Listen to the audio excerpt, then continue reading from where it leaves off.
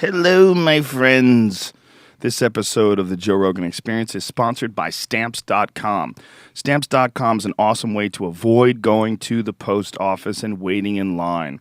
If you do send things online, you know that there is a real issue with going to the post office, boxing up stuff. If you have your own personal business, you have a small business, send things out of your home. You got to go to the post office, bring your packages, have them weighed out. It's a huge time-consuming pain in the ass, and all that stuff can be avoided now with Stamps.com. Stamps.com allows you to print official U.S. postage with a home computer. It's amazingly easy. And with our offer, if you use the promo code JRE, they give you a $110 bonus offer. It includes a digital scale and up to $55 of free postage. All of it can be taken care of from your home. It's so nice. You weigh it out. You get the printer to print out the U.S. postage. You put it on the package. The mailman comes. You hand it to him, and you're done. It's a beautiful, fantastic way to increase your productivity and avoid the nonsense that is waiting in line at the post office. And if the rates go up, if there's any change in postal rates, it's all covered by Stamps.com. It's open 24/7. You can do it naked. You can do it drunk. Nobody can tell you to stop. It's a beautiful thing, Stamps.com. And if you go to Stamps.com, before you do anything else, click on the microphone at the top of the home page and type in JRE. That's Stamps.com and enter JRE for your $110 bonus offer. It's used by Brian Redband, who just showed up, to send out the kitty cat t-shirts from DeathSquad.tv. Tom Segura and Christina Pazitsky, they use it for your mom's house to send out their stuff. Bert Kreischer uses it. Stamps.com, we can't say enough good things about it. It's an awesome, easy, convenient way to send things from your home with official U.S. postage in a much more relaxing way. We are also brought to you by Lumosity.com. Lumosity.com is essentially like an online gym for your brain. A lot of folks don't know that you can actually train your brain the way you train your body. Most people think of the brain as being just some sort of innate organ that just stays the way it is. Your brain actually benefits from exercise, and you can stimulate your brain through exercises that they provide, actual games at Lumosity.com. Scientifically designed to train your memory, challenge your attention, and problem-solving skills, and they're fun. If you go to Lumosity.com, it's a really interesting sort of setup they have there. When you go there, they allow you to build a personalized training program. You click on the Get Started thing, and then you go right into the options like memory. Remembering patterns and locations, associating names with faces, keeping track of multiple pieces of information, attention, ignoring distractions, quickly picking out patterns, speed, decision-making in time-sensitive situations, quickly recalling recent information. And all these things are actual things that you can train your brain to do. It's quite fascinating, and most importantly, it's actually fun. So instead of just playing some Candy Crusher, Angry Birds type game that eats away all your time, and it is very addictive, you can actually do something on Lumosity.com that has a similar fun factor to it, but is actually good for your brain. Actually gives you exercise that can be beneficial in real areas of your life.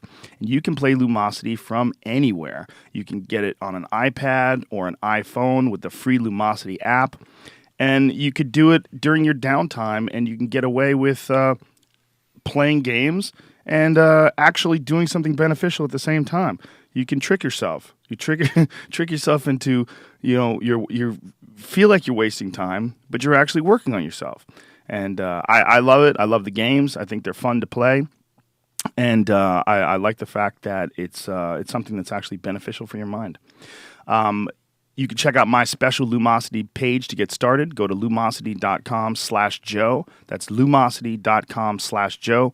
Click the Start Training button and start playing your first game. That's lumosity.com/Joe. It's a very fun way to work out your mind. And like I said, you kind of trick yourself because it's enjoyable. You feel like you're not actually doing something worthwhile, but you are. lumosity.com/Joe. We are also brought to you by Onnit.com. It's Onnit. Onnit is a human optimization website. What we sell is essentially everything that I find that I use, whether it's strength and conditioning equipment, whether it's health and nutrition supplements, whether it's foods like hemp forest protein bars or the earth-grown nutrient supplement that we suggest that a lot of people add to your daily shakes in the morning to cover your nutritional needs. No soy, no dairy, no gluten, fantastic mix of nutrients, champion antioxidant blend. We have Peruvian purple corn, acai fruit, all sorts of different antioxidants combined with the Power Green blend, which is spirulina, alfalfa, oatgrass, kale, and more. All this stuff is available. The information behind it is all available at Onnit.com, and it is quite fascinating. And it's really, really healthy stuff and a great way to cover your bases. We would all like to get all of our nutrients from food if and whenever possible. And if you're a guy like Joel Salatin, you can do that. But if you're a guy out there on the move and you're maybe perhaps mixing in some not so healthy food with fresh fruits and vegetables and lean meats and proteins, sometimes you need to supplement. And one of the best ways to supplement is this earth-grown nutrients package. Everything we sell it on it is stuff that either I use or Aubrey uses, my partner in Onnit, and things that we have found that we have researched and things that we have found that there's science behind. If you go to any of the products, like especially the things like Alpha Brain, which is a cognitive enhancing nutritional combination of things that have all been shown to benefit memory. What a nootropic is, for folks who don't not familiar with the term, nootropics are essentially nutrients that have been found to enhance cognitive function. And what that means is all the building blocks for human neurotransmitters, the building blocks that enhance your memory. It all can be very confusing. But if you go to Onnit.com and click on the Alpha Brain link, there's actually a bunch of science behind it, a bunch of research behind it, with references. We actually have done our own clinically based double-blind placebo study, and those results are available at Onnit.com, and more studies are ongoing. It's all really fascinating stuff, cutting-edge nutrition, and controversial in a sense, but non-controversial in the fact that we give you a 100% money-back guarantee. 90 days on the first 30 pills, you have a 100% money-back guarantee. You don't even have to return your product. You just have to say, this stuff's bullshit, and then you get your money back. That's crazy. I didn't know that Onnit is going naked. They're not having like the colored pills anymore. They're getting rid of the dyes and stuff that's actually on the pills. Yeah, we did that a while ago. But I didn't know that. It's also because people they look like, when you look at it, it looks like ecstasy. Well, yeah, green and yellow. Mm-hmm. It doesn't look like ecstasy. It looks like a pharmaceutical. Right. You know, yeah. It looks like something that you would get. It doesn't look like earth-grown nutrients. It doesn't look like it's healthy. I don't know. It's just colors. Gelatin and colors. Anyway, go to Onnit.com, use the code word Rogan, and save 10% off any and all supplements. I alluded yesterday that we got some big news coming up. It's going to be a while before we announce it, but we have big plans at Onnit. I can't tell you too much about it, but it'll be about mixed martial arts is what it's going to be about. And it's going to be about, I'll just tell you, it's about a training center. All right, there it is. That's it. Onnit.com. Use the code word Rogan. Save 10% off any and all supplements. Joel Salatin is here, and we're going to talk to him, and we're going to learn some shit. Hit the button. Joe Rogan Podcast. Check it out. The Joe Rogan Experience. Train by day, Joe Rogan Podcast by night. All day. A sure sign, sir, that we live in a mad, mad world is when a person has sane ideas and he comes across as a revolutionary. And I have Joel Salatin, for folks who don't know. He is an American farmer, a lecturer, you're an author.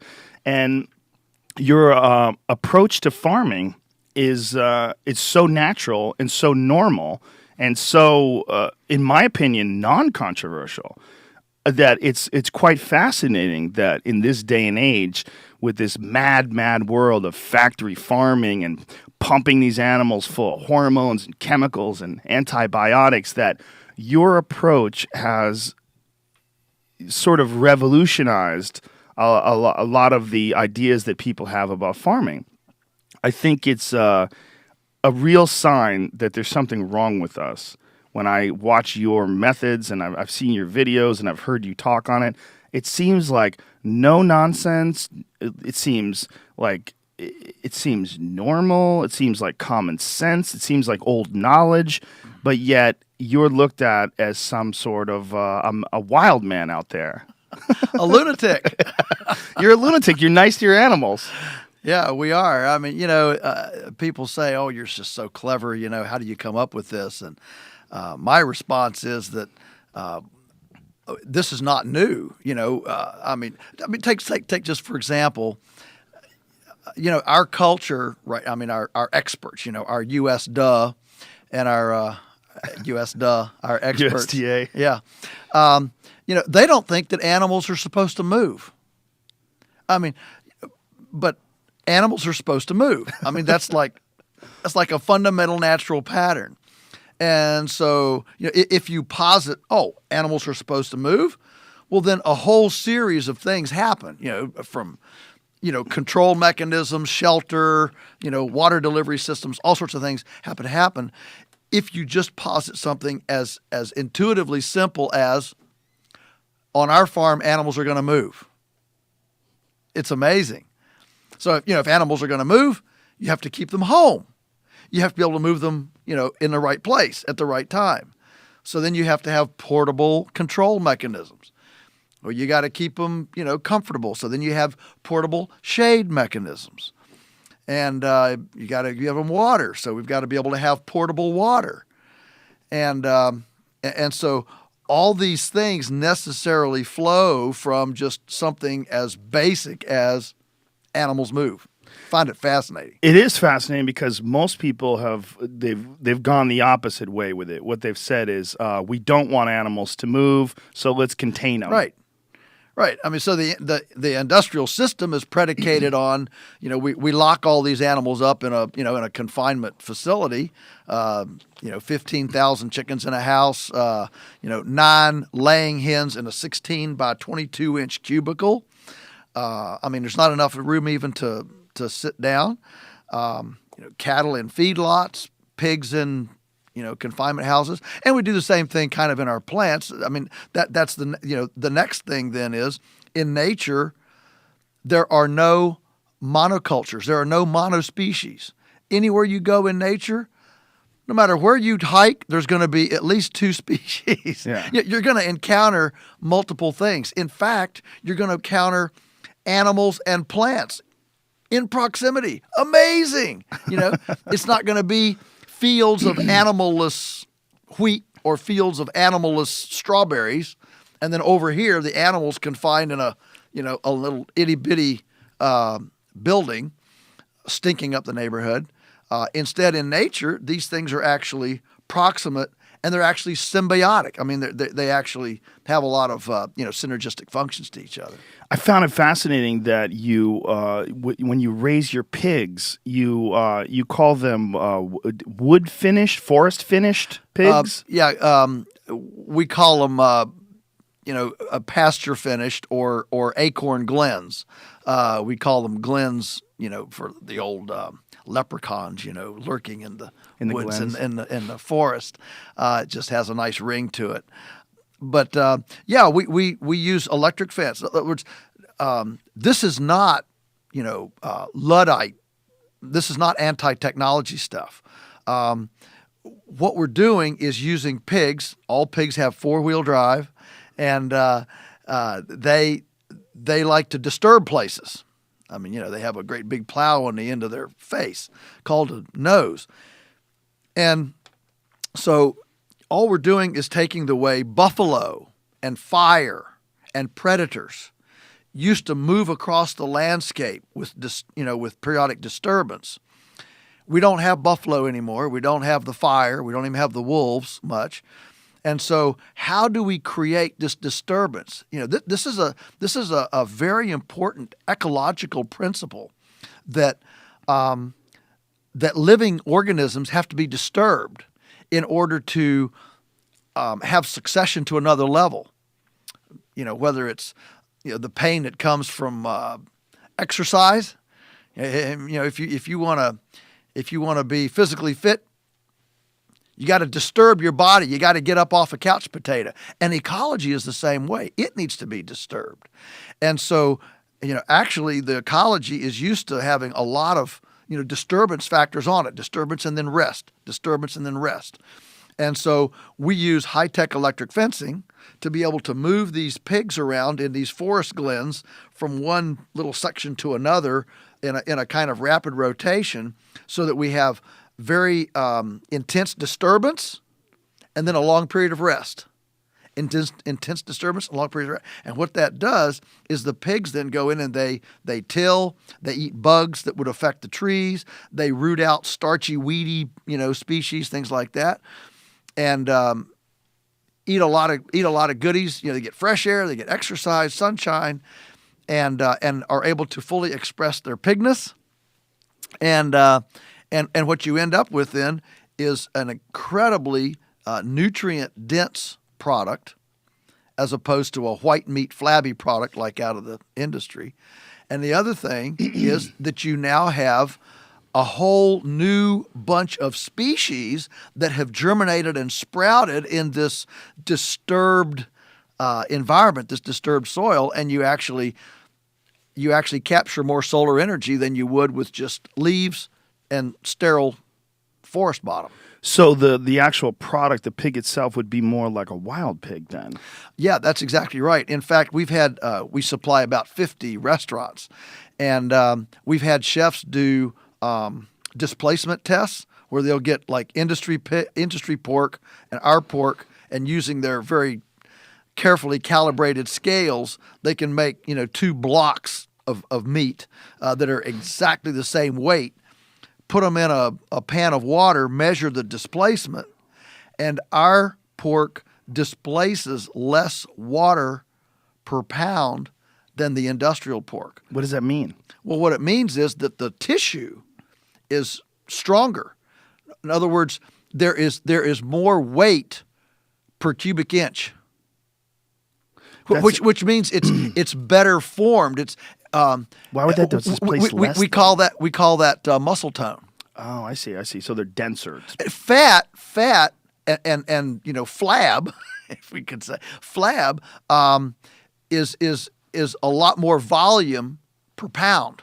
Oh, I see. If you jump in a swimming pool and you're really muscle toned, sometimes you have trouble floating. Mm-hmm. But if you're a fat person, you can float in that water like a blimp all day. It just works fine. And so density, muscle tone and density can be measured with a displacement test. That's fascinating. So this much more nutrient dense. Absolutely. Is it preferred by these chefs? Flavor wise? Absolutely. I mean, that's why they get it. And the result is that you actually get more nutrition per pound because it's denser. I smoked a wild ham for the first time this past weekend, and it was fascinating how much different it tasted than a regular ham. So your hams would be similar to that. Right, that's right. Darker meat. Darker, yeah. When the industry says pork, remember they had the campaign for 10 years, pork the other white meat? I think now it's what's the new? They abandoned that slogan. Now it's something like get with it or something like that. Be inspired. Be inspired. Be yes. inspired That's by exactly. Be an inspired. animal that lives in a box. What? Yeah. So how crazy is that? Yeah. So my father-in-law, he's in his 80s now, and they used to raise hogs on their farm. And it's interesting. They had a kind of a shed shelter where the pigs would go in and eat like soured milk and whey and leftovers they milked about 20 cows, and so there'd always be leftovers. And the pigs would go in there. Well, they actually built it with the sill 2 feet above the ground, so the pigs had to jump up in there, and that exercise made their hams taste way better, and it increased oxygen flow to their hams, so the meat was rose-colored rather than white. And that rose color indicates iron, hemoglobin, iron. So the exercise of jumping in and the extra, I collect old ag books. You know, anything before 1950 is pretty good. After that, it all went to pot. And so if you read any like old like 1910, 1920, 1900 swine book, the first thing it'll say is exercise, because the pork responds to that oxygenation of the blood and makes the meat a deep, rich color, which indicates, iron. That is so fascinating. So this white meat, this pork the other way, what a crazy ad campaign that is then. Well, of course it is. It's based entirely on ignorance. Sure it is. Yes, it is. I mean, the same thing as, our chickens are vegetarians. Right. That's ridiculous. Birds are omnivores. Yeah. Whoever saw a robin refuse a worm. I mean, birds are omnivores. So this whole idea of vegetarian fed chickens is just those would be sick chickens. Yeah, it makes, pale nutrient deficient eggs. Yeah, there's a big difference in the color of the eggs. I have chickens. I have 13 chickens in my yard, and my wife and I have been doing that for the past year and a half now. And it's amazing how much better the eggs taste. It's amazing how much darker the yolk is. It's like a dark orange. And, we have a big yard, and we keep them, and we have a huge house built that's bigger than this studio, bigger than this room at least.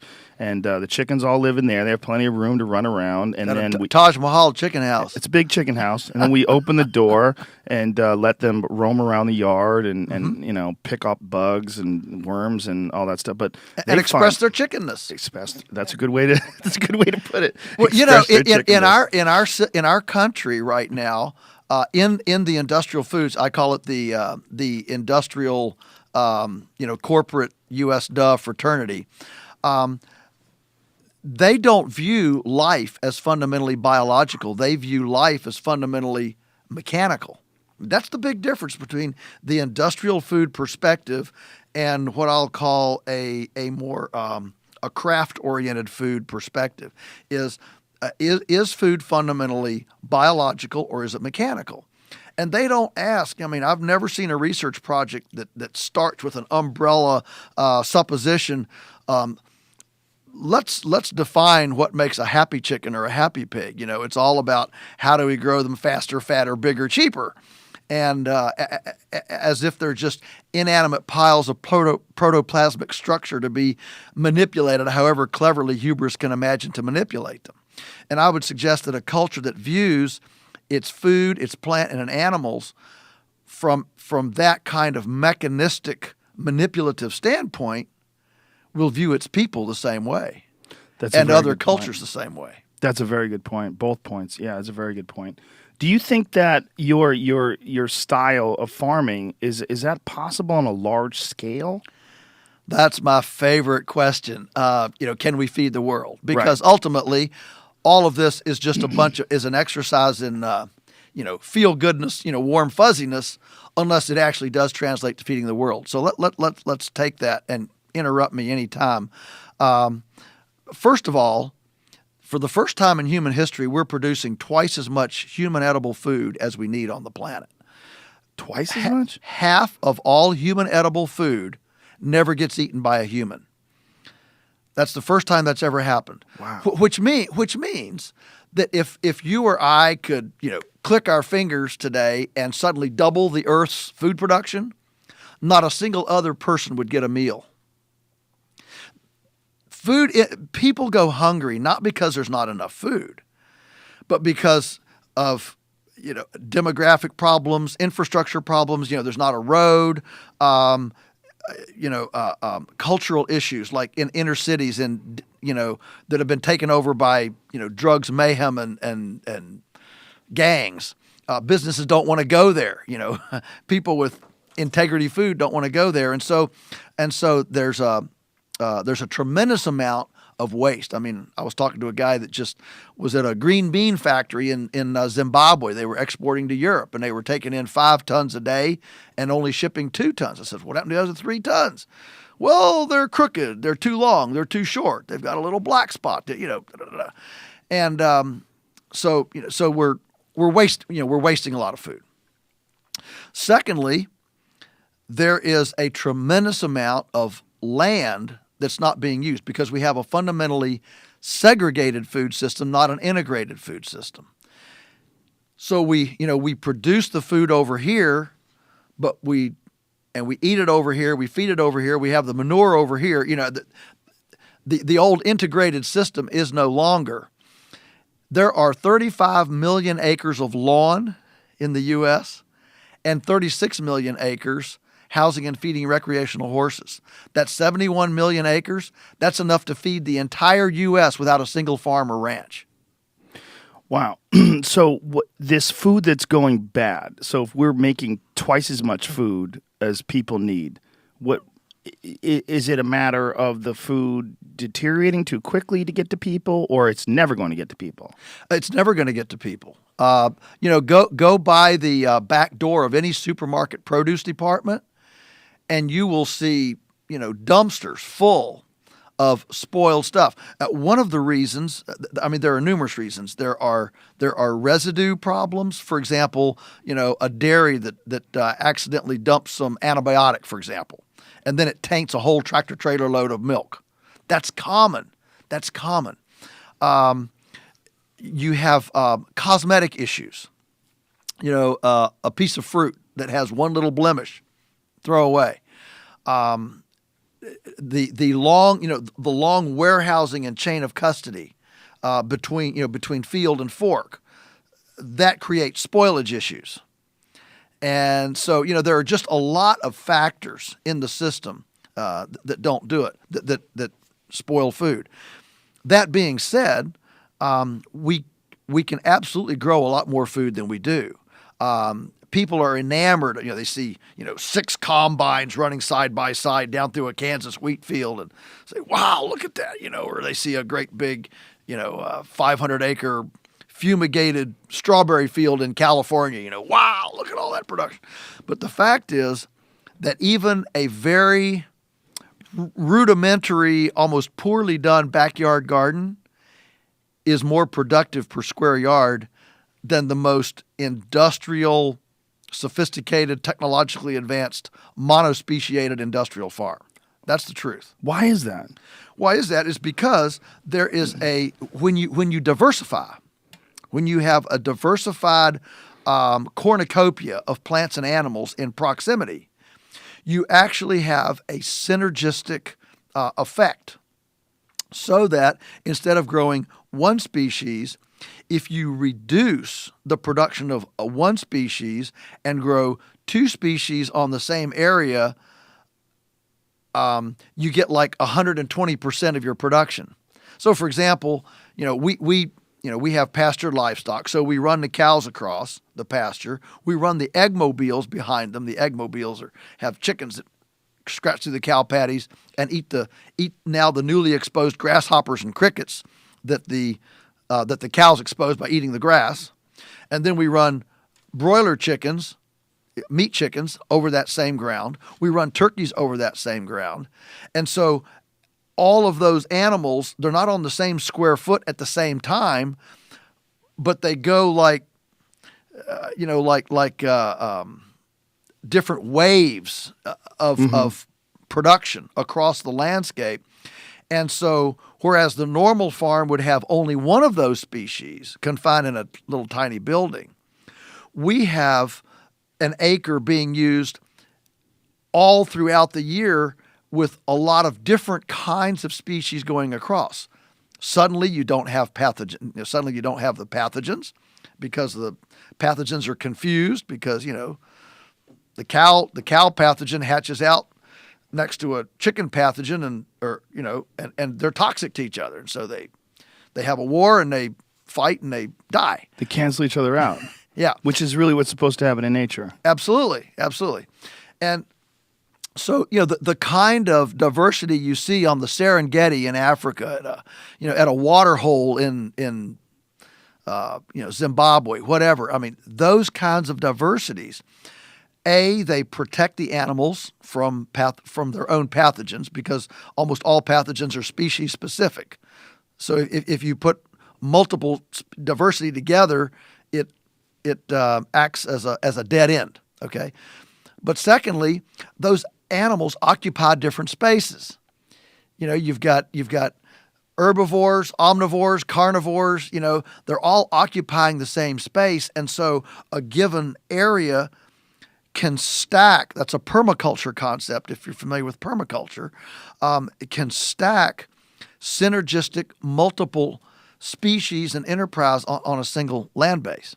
Brian, pull up Polyface Farms. There's a video, a fascinating video, so the folks at home can get a sense of what he's talking about when he's saying egg mobiles. And you've designed this sort of chicken house that moves around. It's on like sleds. It's on wheels, mm-hmm. And you pull it around, and so the chickens will be in one spot, and then you move it to another spot. And in doing so, you allow the land to get moved around.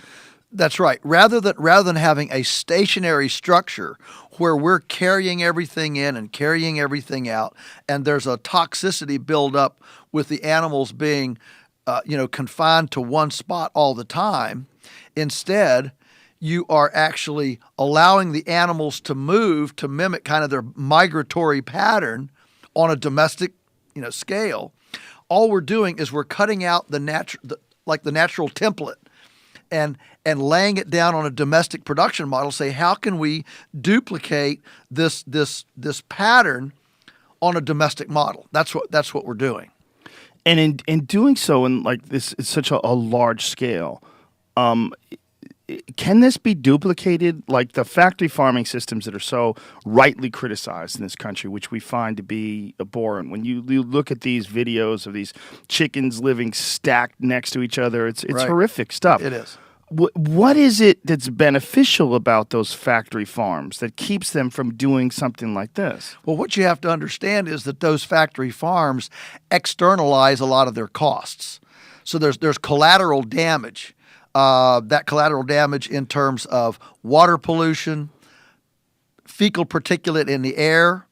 One of the biggest ones right now is C. diff and MRSA. These antibiotic resistant high path staph infections in hospitals and that people are getting. And now, of course, we're seeing an exponential growth in autism.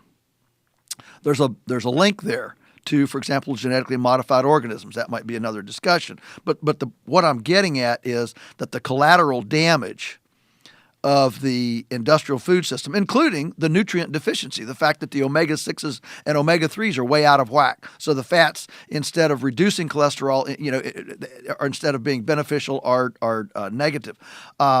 There are huge nutrient deficiencies. I mean, riboflavin. The eggs in your backyard chickens are probably in the area of 1,000 micrograms per egg. You know what the official USDA, nutrient analysis for eggs is? Only 48 micrograms per egg. Jesus. I mean, I'm sorry, not riboflavin, folic acid. That's folic acid. Grass-finished beef, 300% more riboflavin. Riboflavin, of course, is what helps us to keep calm and not fly off the handle. It's the nerve. Riboflavin is the nerve one. Why are people raging and going crazy and shooting people in schools and stuff? Because we're deficient of riboflavin. So when people say, "Oh, it doesn't make any difference. Food is food is food," that's not true. I mean, there's a huge difference in this food. Vegetables the same way, whether they're grown in mineral dense, biologically active soil compared to hydroponic or just what we call IV soil. Where the soil is just inert material to hold up a root, and we basically IV chemical fertilizers into that soil to grow a plant. So there are significant differences in the nutritional element. So this is all collateral damage. And and the slinky effect between cause and effect takes a while. I mean, take DDT. DDT, it took 14 years from its initial use until 14 years later it was definitively discovered. Oh, that's why we have three-legged salamanders, infertile frogs, and dead zones. And eagles' eggs won't hatch. Those cause and effects took a while to materialize because nature's pretty resilient. You can beat yourself up for a while and still come out kicking for a while. And I'm sure there's probably also financial factors that were resisting the conclusions. Well, exactly. All of that collateral damage is deferred expense. Whether it's obesity, healthcare, pollution cleanup, Superfund sites, soil loss, aquifer depletion, desertification. These are all deferred damages because in our country we don't have an accounting system to measure. I mean, our only accounting system is cash, gross domestic product, today's output. We don't have a way to measure these other elements. I mean, I'll give you one example. Let's take earthworms. Let's agree that earthworms are pretty important. Well, who presents a business plan today to an investor, and the investor says, "Hey, I kind of like this business plan. I think this is a good idea. Can I be your partner? We're gonna be millionaires, on this business. But before I sign my investment strategy, I've got one question for you. I mean, I'm from the South, so you gotta have a big hog, okay? But I gotta ask you one question. What's this business going to do to the earthworms in our community?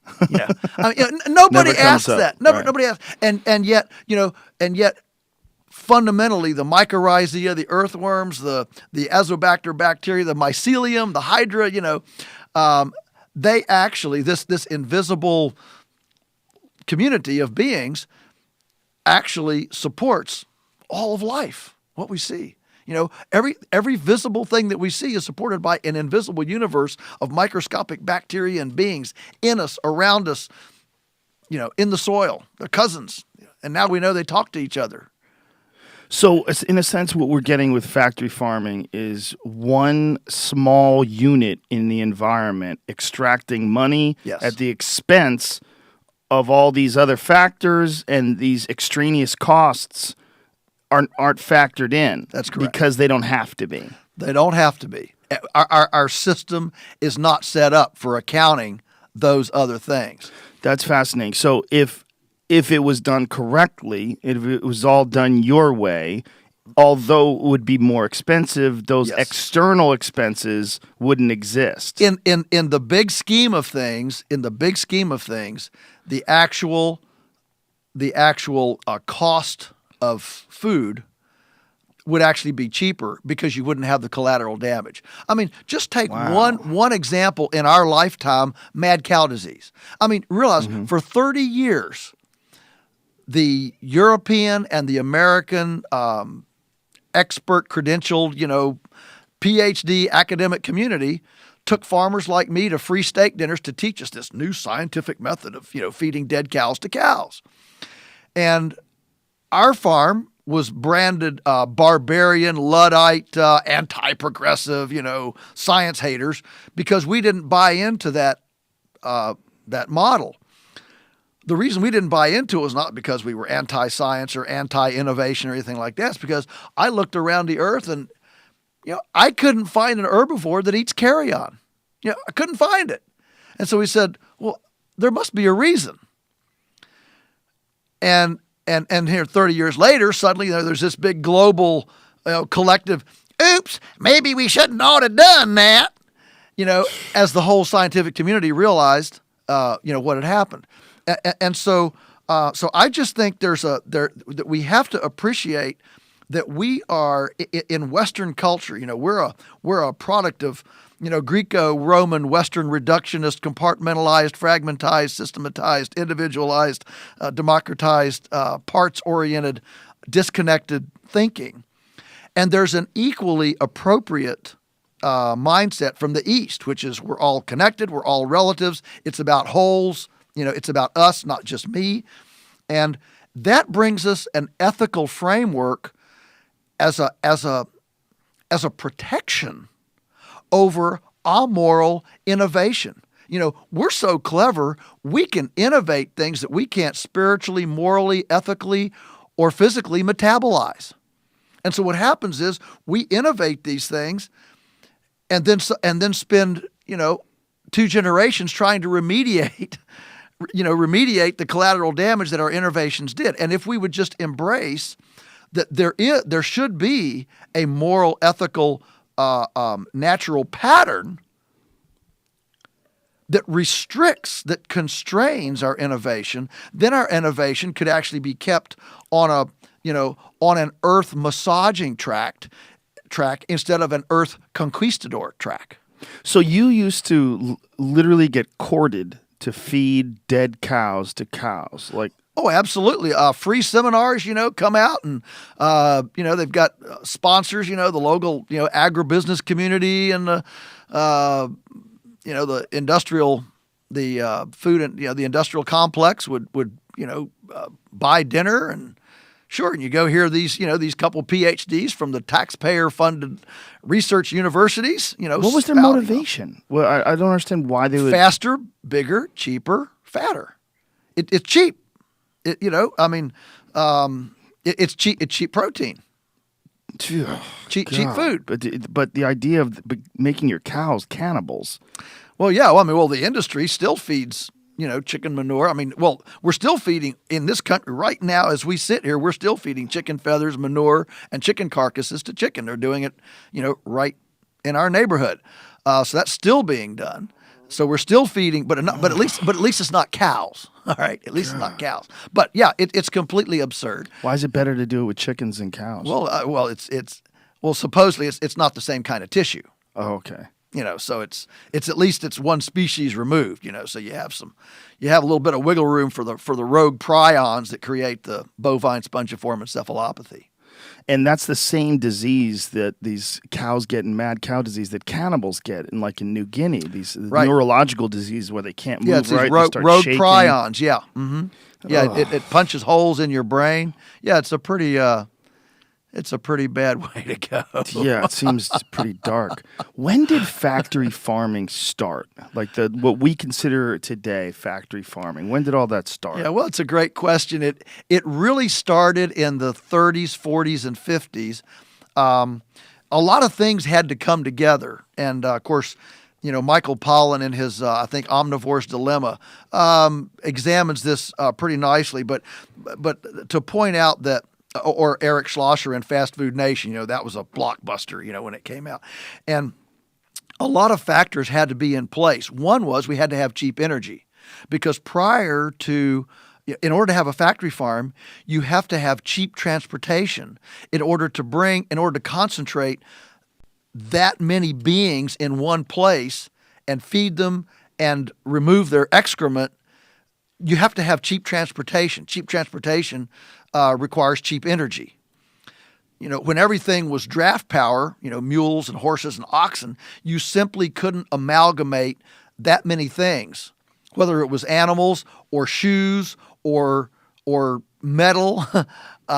You couldn't amalgamate that much material in one place. So every manufacturing facility, whether it was a farm or other manufacturing, had to nest within the carrying capacity of its ecological womb, if you will. There was a limit. How far can we cart stuff in and how far can we cart stuff out? There was a limit to that until we had cheap energy and cheap transportation. So that really, catapulted this. Then the next thing we had to have pipeable water. We had to have, so that meant plastic piping. We had to have very cheap piping. Until then it was all cast iron pipe. In the 1800s it was, you took a piece of wood and took an auger and bored it out, and pasted little pipes together. So, we had to have plastic. So plastic had to be developed, which of course required petroleum. So petroleum was really a catalyst. And then finally, in order to keep that many animals alive in one spot, required antibiotics. Because the fecal particulate, the fecal dust cloud, that they live in, that they ingest, is very abrasive to the very tender mucous respiratory membranes. All the cilia and those very, you look at them under a microscope and it's like it's like going into a Steven Spielberg set. It's just amazing. Well, those very tender mucous membranes get sandpapered by this fecal particulate, this abrasive air, and they bleed then. And this is how salmonella and some of these things get into the actual tissue, even into the eggs. Remember the Wisconsin farm with the salmonella? It actually gets into the oviduct because now the body's toxic hedges, its filters, its strainers have been overridden by this, direct hemorrhaging of the tender mucous membranes. It gets right into the bloodstream. So that's how it jumps those regular strainers. Wow. And so the antibiotics were necessary to try to in order to keep the animals in such an unsterile, unhealthy environment to keep them alive. I don't know whether you've watched just lately what's happened with pigs. It's been all over the newspapers and Wall Street Journal even. When you see pig futures hit Wall Street Journal, you know something's going on. And I think it was in January and part of February, they almost doubled. What's the problem? Starting April 1 last year, just April 1 last year. So we're literally 12 months into this, exactly 12 months. The industry started losing 1 in 4 piggies industry-wide to a viral diarrhea. Now, my joke is, if there's one thing worse than diarrhea, it's got to be viral diarrhea. But anyway, this is attacking the industrial pigs. We're not seeing it, out in the countryside in pastured pigs and our sort of things, but it's making pork futures skyrocket. The industry is on its heels. They're desperate to find a cure. Of course, finding a cure would mean changing their model, but of course they're trying to find a technological cure. Some more potent concoction. All right, to knock this out in such an unhealthy environment. And so imagine that. I mean, nationwide, of all the millions of pigs, 1 in 4, 25% of all piggies right now being born in the U.S. are dying. Wow. From viral diarrhea. That's incredible. Yeah. It's a big deal. Big deal. This environment that you're talking about, this pathogen-rich environment where they're the fetal particulates in the air, completely not natural. In nature, they're in wide open fields, and the air and the natural environment filters all this. This is something that's completely been over the last, less than 100 years. It's very recent. It's only in the last, 50 to 60 years. Our rule of thumb is that good food production, good farming, good food production should be aesthetically and aromatically, sensually romantic. I mean, look, if you've got to walk through sheep dip and put on a hazmat suit to go visit your food, you might not want to eat it. Yeah. Yeah, absolutely. Now, this idea of factory farming, this huge, large scale thing where you're stuffing all these chickens into, could those farms be converted to a more holistic approach like you're prescribing? That is such a great question, and I'll tell you the truth. My heart goes out to farmers who have signed on the dotted line and been kind of taken in by this model. But the fact is, they are so anti-nature that I don't see a retrofit. And that's one of the problems when you have capital-intensive infrastructure. When you have single designed or single-use capital-intensive infrastructure, even when it becomes a detriment to society to have that infrastructure, we still have to use it because we're economically and emotionally vested in it. Our toys run our thinking. Look at the health field. We have to use our infrastructure because it's really expensive, and so we've got to use this stuff. And the same thing is true in farming now. When you pour that much concrete and bend that much rebar, you feel compelled to use it. So it's a real problem, and I just don't see really efficient ways of retrofitting a lot of these structures. They might make good miniature golf courses. They might, the smell though. God. Yeah. Well, just to give you an example of some things that can be done with a different model. One is, just to give you an example, one is that if you go to a composting bedding in an operation, you can ameliorate a lot of the problems. The problem is that takes a lot of carbon. In order to have compost, you have to have a carbon-nitrogen ratio that's somewhere in the neighborhood of 25 to 35 to 1. All right, CN. It's called the CN ratio. And of course, you have to have moisture, you have to have air, and you have to have microbes. So there's 5 components to a compost pile. But you have to have one other thing, and that is enough size to support an internal community of microbial beings. They've got to have their TV shows. They got to build their roads, have their schools, and have banks and politicians and stuff too. So it takes room for these microorganisms to build those communities. You can't build a compost pile that's 12 inches by 12 inches by 12 inches. Too small. The smallest size is like, a yard by a yard by a yard. All right. Well, the problem is that in most, factory farming facilities, you can't. Not only can you not even have any bedding in there, the animals are on slatted floors or virtually no concrete. There is no life. There is no community of beings, good community of beings.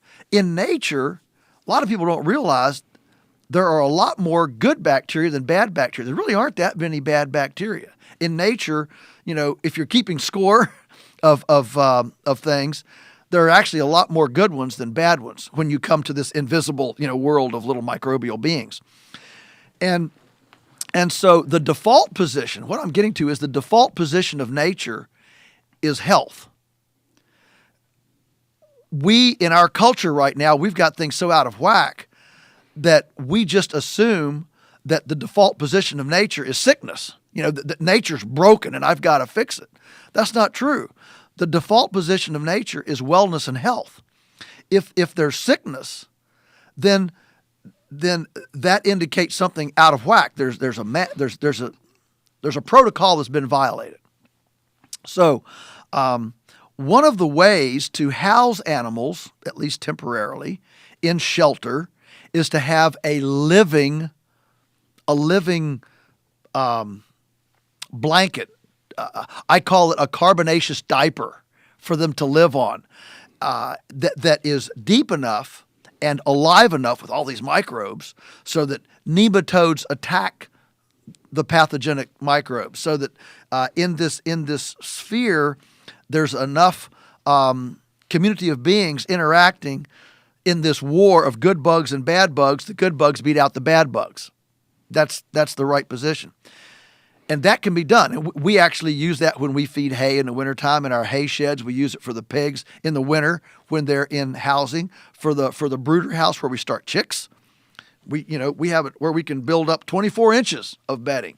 In the hay shed with the cows, we can go 4 feet deep with this carbonaceous living composting bedding, and that is a partial answer. But the buildings that are currently designed can't handle a living compost medium for the animals to be on. They're structurally not designed to handle that, and so the retrofit becomes pretty tough. That's fascinating. So it's almost like they need to be destroyed and it needs to be start from scratch. Yeah, and the beautiful thing is, really, they don't need to be replaced with very much. They just need to be abandoned. Most great breakthroughs throughout history, have been break withs something. Think about the breakthrough for example, compact discs. The Germans tried to do it for a long time, but they couldn't get past the long play disc model. We just can't do it. And the Japanese, who didn't have a history of LP records like Germany did, they said, well, why does it have to be, this size? Let's make it smaller. Boom. The Japanese own, that whole market. So it was a break with tradition. And many innovations, many innovative things are break withs. That's the key to the breakthrough. There's a lot of people that don't realize that what we're dealing with when you're talking about a lot of the flus and a lot of the diseases that become pandemics, that they start with livestock. Avian flu, Yes. swine flu, some of the most horrific flus that we've experienced in the past 100 years have come as a direct result of this type of farming. Yes, that's right. The concentration, the total unnatural concentration and buildup of toxicity in these places is incredible. And so what happens is that the industry uses concoctions, from something as benign as chlorine all the way to, stiffer stuff to try to sanitize, clean, wash down, all that stuff. But all that does is open the door for the survivors. And every time a new concoction is developed, there are survivors. Ugh. And the survivors become more and more virulent. So that, for example, when the industry says, oh, look, E. coli, it's been around forever, get over it. E. coli is part of a cow's digestion. Well, that's true, but not the virulent strains that we're developing by feeding unnatural feeds and the drugs. And so where those would normally be fairly benign in our highly acidic digestive system, they become more virulent and they survive in us instead of us killing them.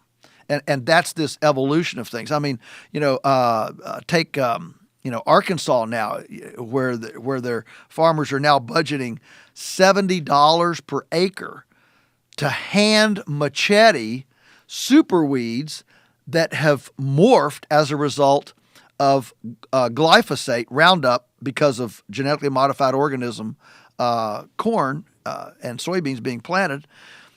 It's created these survivor superweeds because everything, whenever we try to sterilize or sanitize, there are survivors. And those survivors become tougher and tougher and tougher. We are a bunch of dummies, aren't we? We really are. As the human race, we are just a bunch of silly dummies. There's an issue that is a big one with antibiotic soaps. A lot of people think it's real smart to wash with antibiotic soaps, but what they don't realize is that antibiotic soaps kill all the good flora on your skin as well. And it seems like that's really similar to what's going on here. Absolutely. Your talk of the live bedding. What that is nature's own way of dealing with the pathogens instead of pumping some chemicals into them. That's right. And there's nothing unnatural about it. In other words, you don't get virulent survivors. They're all on the equal, a creation playing field, if you will. All right. And our responsibility then is simply to create a habitat that allows this battlefield to play out in its natural setting. Natural setting is the key because there is a sort of a give and take, a place, a jigsaw puzzle piece place for Right. all of the various Absolutely. elements of a farm, of an ecosystem. And that's what you're addressing that's what I found so incredibly fascinating about the idea of continuing to move these animals. And you have these very low voltage electric fences that are just enough so they go, I don't want to go near there. No one's getting hurt, but they're like, No, it's called a psychological barrier.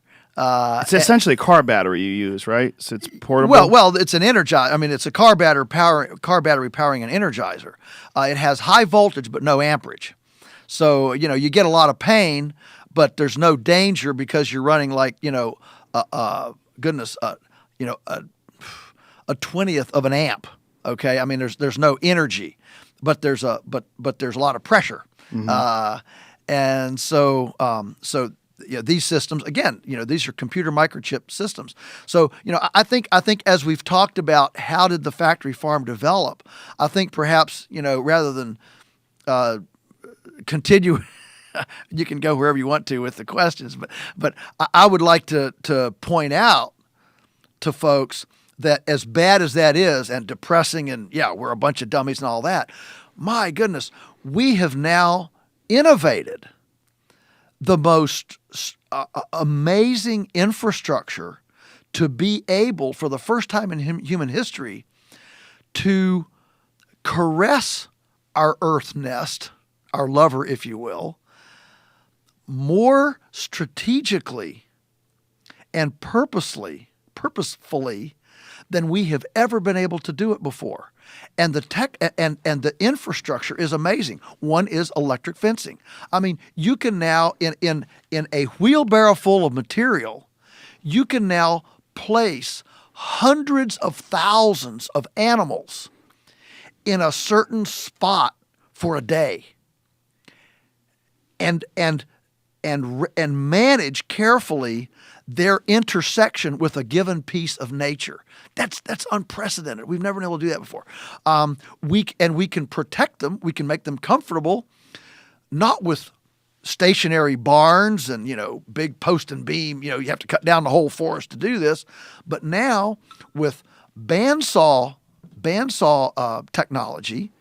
Instead of the big old circular saws that removed 1/4 of an inch per cut, now with a little Honda engine, that saps all, just sips fuel, and a 1/10 of an inch thick bandsaw, we can now mill tinker toy like lathe structure material to build very lightweight portable barns, portable shelters. So we use those on our farm. We have all these portable infrastructures for turkeys, chickens, cows, pigs, so that we can move a shade tree or a barn, protective shelter, with the animals with a four-wheeler, a couple of guys pushing it along, okay? This portable infrastructure then allows us to keep the animals controlled and comfortable. And with black pipe, we can lay miles. What's black pipe? A plastic pipe. Okay. We can now develop a pond or a spring and put that water in a nice, clean, delivery system, like the plumbing in your house, and deliver it miles so the animals aren't drinking out of their toilet. They're not, pooping and then drinking out of it and all that. Like you see that. No, they're actually eating. I mean, I drink out of the cow troughs. I mean, that water's clean enough for me to drink. You drink out of that? Absolutely.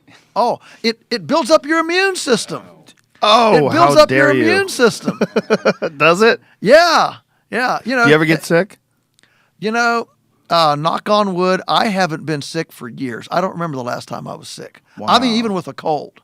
Really? Yeah, well, really. I mean, I take a lot of vitamin C every day.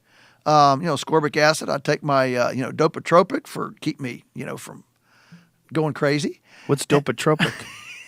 It's an herb mix. It's related to dopamine and stuff, but it's a calmer. It's a I travel so much now that in such an unnatural environment, I was starting a couple of years ago. I was starting into a kind of a fight or flight, subconscious fight or flight thing where I couldn't breathe, on an airplane and stuff because it was, and I'd get all congested and all this, and I went to a quack, an alternative medical practitioner that uses the kind of machines they use in Europe. When you go in the emergency room in Europe and you grab 2 probes and a little needle, tells you everything that's wrong with you, it costs like pennies, I mean, that's how they can get along with government health care because they actually are smart about it. What are these probes you hold on with your hands and they tell you what's wrong with you? Scientology. Yeah. No, it's pretty cool. Anyway, I mean, it's not endorsed by any medical. Does it work? Oh, absolutely. Listen. Yeah. What's it called? I thought it was funny too. I went for my first visit. I sat down. She said, somewhere in your background, you had a bladder issue, didn't you? I hadn't said a word. I'm 57, right? When I was, how old was I? 8. I had a malfunctioning kidney valve. A malfunctioning kidney valve, almost died. I mean, this was a long time ago, right? They went in with surgery and repaired that valve. But what it was doing, it was letting my urine back up from my bladder, back up into the kidney. It's a one-way check valve, okay? So, your bladder's under pressure, right? Right. And that urine is supposed to only go one direction, all right, into the bladder. Well, I had one malfunctioning valve that was letting, as the bladder filled up with pressure, the balloon was pushing the urine back up into the kidney. Right. All right. So they went in and repaired it. Anyway, in 10 minutes, her machine picked up that, which was, a 50-year-old, whatever, bodily injury, problem. And boy, I sat up and saluted at that point. I said, "Woo, What's the machine called?" I don't know what the machine's called. If I knew more about it, then somebody'd come after me and put me in jail. Probably. Quack Watch is that the same machine? It's right here. It says that's one of the machines. There's different kinds of models of it, I'm guessing. Yeah. Well, this is Quack Watch though. This is a website that's saying it's a quack. Well, I don't know if it's that machine or not. Yeah, I don't want to tell you who she she is because she'd probably get put in jail if you knew who she was. But really, yeah, she'd get put in jail for that? Well, yeah, I mean, the AMA goes after people.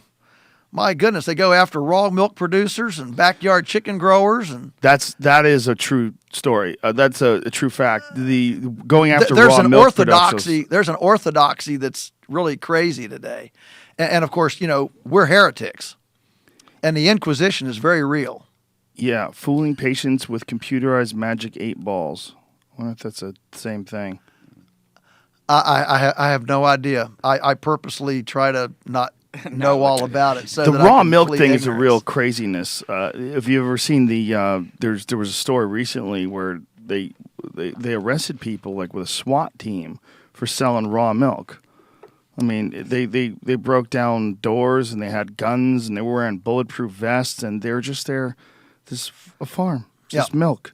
And then somehow or another, because we've made milk so toxic because of these environments that you're describing, that when you drink raw milk on a normal, farm like your farm where the cows are very healthy. I mean, you could drink that raw milk and it's actually easily digested. Your body digests it far more easy. And a lot of people that are even lactose intolerant don't have a problem with the raw milk. Right. And the milk from an industrial farm is toxic. I mean, it does have a lot of problems. A lot of people don't realize that the Mayo Clinic was built. I mean, it started back during, the early time of the century when cows were eating brewery waste, distillers' grains, because they were, without refrigeration, they put the breweries and the cows together, and in these urban sectors, and they didn't understand bacteria and hygiene and sanitation, all that stuff. So the cows got brucellosis and all these things, passed them on to people, and Mayo Clinic started putting cows back on pasture and feeding raw milk to their patients during the time when people were getting sick from urban industrial, swill-fed cow milk. And that's how Mayo Clinic actually started. So that's I mean, raw milk is a wonderful material, but the cow has to be treated like a cow. You know, you have to respect her cowness as a cow. That's how Respect their cowness. that's how you get. You don't get to all the milkness of milk if you don't respect the cowness of the cow. Right. And so what's happened is that the industry is so filthy and pathogen, and toxic that and people fear food because the average person is fearful of food. I mean, the average person is far more, informed about the latest dysfunction in the Kardashian household than they are, what's going to become flesh of their flesh and bone of their bones at 6 o'clock. I like how you pronounced it, Kardashian. That shows you really don't have man. a TV. I really like it. No, I don't. So whatever they are, whoever they are. Exactly. I'm still asking. That butt, though. It's the butt. Yeah. That's all it is. It's all about. That's all you need. Put a butt on TV and people will watch. So the point is, though, that people are so paranoid of food and ignorant about food that they fear food today. We have customers call us up. If I thaw a chicken in a sink, will it get salmonella? There's a profound ignorance in our culture regarding food because we're disconnected from it. And so afraid people ask for security from the government. Well, the government says, well, let's see, what should be our protocols? They go to the industry for the answers and concoct an orthodoxy that actually shuts out the antidote for the very problems they're trying to solve. The idea that the government would have any solutions whatsoever to that is pretty ridiculous in the first place, because who would be the person that would be an expert on this? Would it be the industry that creates a lot of these problems? What we need is a guy like you working for the government. Oh, I wouldn't work for if I got chosen to work for the government, whatever agency I was in charge of, I'd shut it down before sundown. What would you do if, like, let's say there's some catastrophic failure of our government and they just decide to quit, and everybody just decides to go under, and we need to figure out how to regulate farms. What could be done? What could be done at this point? I mean, you're suggesting that the factory farms, there's no retrofit; they should be destroyed, and you're better off building miniature golf courses over them. How would we be able to distribute food to a nation of hungry people? Is it possible to use your methods, the methods you use, and Absolutely. How big is your farm in Virginia? Well, we own 550 acres, and we lease another 9 farms, so we're running 2,000 acres, and we're producing a lot of food. In fact, we surpass the county average in production on pasture by about a threefold amount, which is pretty significant. So factory farms, given the same amount of space, produce less. Yeah. In fact, I mean, the thing that's important to realize when you look at a factory farm, when the industry shows this picture of this big, chicken house or this big pig factory or hog or cow feed lot, or a square mile of strawberries in California. What you have to understand is those systems are not standalone islands. When they say, look at the efficiency, the small footprint, what they're not showing you are the square miles of subsidized grain or petroleum inputs, the land area that all that takes to sustain that little footprint, and then the land that it takes to assimilate all of the waste stream from that. So our system doesn't take one more square yard of production than the factory system. The fact that we're doing stackable, synergistic, symbiotic, multi-speciated enterprises, it's more productive. But when you look at what we're producing, even though at first glance, the uneducated might say, well, it takes a lot more land to produce them this way. Actually, you're seeing all the land. Just like when people say, well, it takes more people farming to do it your way. Yeah, but you know what? We don't have people fixing pollution areas. We don't have people burying people with C. diff and MRSA. We're not making people sick from salmonella and E. coli. Are you with me? I mean, so in toto, all we're doing is taking all the people that are currently trying to triage the collateral damage of cheap food. We're taking all those people and growing the food, and all those jobs are coming back to the farm instead of being in whatever costly remedial programs they are. So you are essentially a standalone system, whereas when you're seeing a factory farm, there's a lot of stuff you're not seeing that's required to make that thing run. That's exactly right. Now, we do buy grain for our omnivores, but we buy local GMO-free grain, no genetically modified organisms.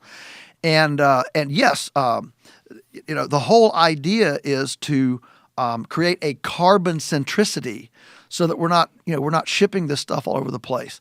And when people say, oh, but a locality can't produce it, Cornell did a fascinating study several years ago of New York. They took every metropolitan city, Ithaca, Syracuse, Buffalo, Albany, New York City, and they took all the cities of New York and said, could we produce the calories for these urban sectors? How much land would it take? And what they found was that every urban sector could produce all of its calories within 30 miles.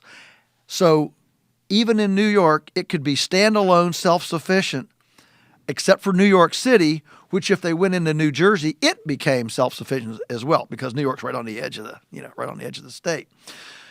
And so a fundamentally integrated system rather than a segregated system becomes far more efficient in the scheme of things, becomes far more efficient than a segregated system with all this long distance transportation. Because the ships are passing in the night. That's what's happening. Iowa produces all this food. Iowa only 5% of the food that's eaten in Iowa is grown in Iowa. What? And Iowa is the most fertile piece of land in the planet. Why? Because they're not producing food. There's nothing to eat there. If you want to eat, berries and apples and things, that has to be imported from somewhere else because the whole state's in corn and soybeans. This genetically modified thing is a real hot topic. It is. Genetically modified seems to me to be along the same lines of this factory farming idea, is that you instead of looking at it in a comprehensive approach, what you're doing is saying, well, we got a problem, let's attack that problem with chemicals. Yes, well, it's fundamentally bridging. It's fundamentally overrunning a lot of natural barriers that are there in place to protect happening what is happening, which is a mishmash of genetic material. So you have a salmon that's partly a pepper plant, partly a tropical herb, and part pig. Okay, and you talk about you mentioned allergies a little bit in the past. When we were kids, I didn't know anybody with a food allergy. We didn't even know the phrase. I never even heard the phrase. Okay, and now it's ubiquitous. What's happening is that we're getting all of this this frankenfood. It's our internal bacteria. We've got 3 trillion beings in our insides, and they're not capable of mutating and assimilating material as fast as our human brains can adulterate the food system. And so what happens is we're sending down there a bunch of foreign material.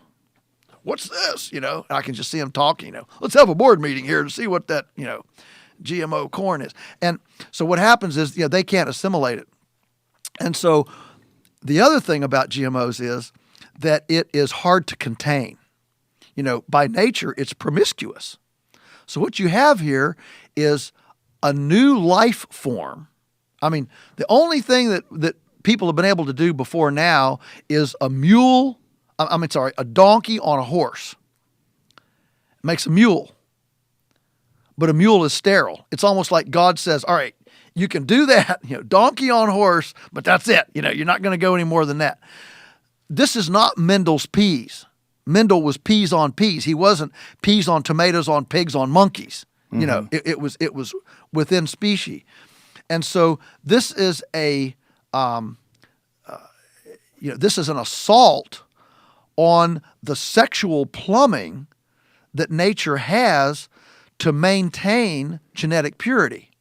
And it seems like the DDT issue it hasn't been factored in as far as the long-term effects. That's right. That's right. Yeah. The feeding trials, all the feeding trials have only been 60 days. Well, 60 days is nothing. Not only that, but if you'll, probably the world expert on this is Jeffrey Smith, who wrote Seeds of Deception and is the premier world GMO expert. He points out that when Monsanto was doing feeding trials for FDA on, for example, potatoes, GMO potatoes, they chose for the feeding trial geriatric rats. Well, geriatric rats are already completely formed. You're not going to see any big changes in those. In Scotland, when the scientists there duplicated those studies with juvenile rats, same feeding trials, same potatoes, same everything, all sorts of problems developed. Cognitive ability, brain fog, they couldn't go through a maze, organ development, kidney malfunction, fertility problems. I mean, you name it. I had all these problems. So, one of the problems with science is that it's very subjective. You can set up an experiment within your paradigm. Teddy Roosevelt used to say, it's really hard to get a guy to see something when his paycheck depends on seeing something else. That's a good way of putting it, too. And I think that's exactly what's happened here, that you can set up, experiments and constrict the parameters, whether it's length of time, type of subject, you name it.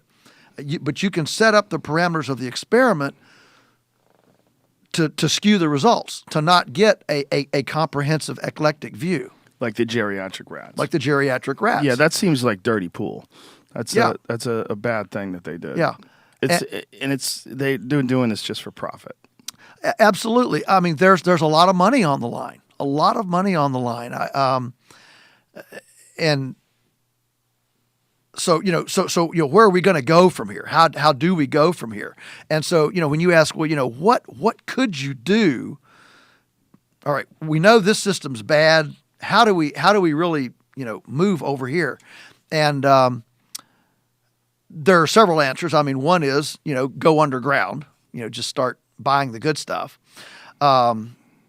Guerrilla type marketing.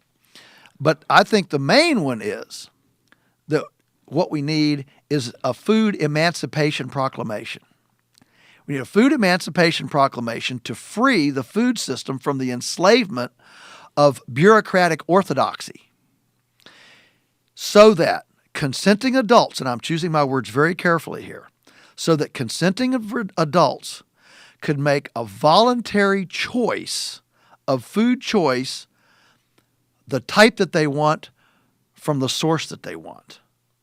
And if we allowed however many in our society, 5%, 10%, 20%, whoever wanted to opt out of government-sanctioned orthodoxy and say, is there something better out here? Can I choose something different? If anybody who wanted to opt out of the current industrial government orthodoxy could do so, voluntary consenting adults here. We're talking about the right of private contract. If I want to come to your farm voluntarily, no extortion here, okay? Voluntarily, look around, smell around, ask around, and I want what you're producing, I should be able to get it.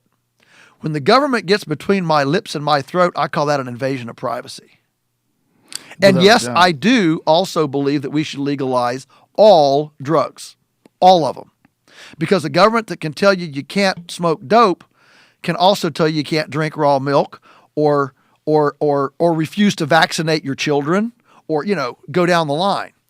The fact is that the orthodoxy is so convoluted now that it's perfectly safe and fine to feed your kids Coca-Cola, Mountain Dew, Count Chocula, Cheerios, and Pop-Tarts, but not homemade charcuterie, pickles, raw milk, and backyard butchered chickens. Isn't that crazy? It's absolutely crazy. And if we would free up, I mean, I travel a lot. I talk to thousands and thousands of farmers. I just talked to 200 farmers up in San Jose this weekend, And what's the limiting factor? Why is local food cheap? Why is our kind of food, cheap, more expensive than it has to be?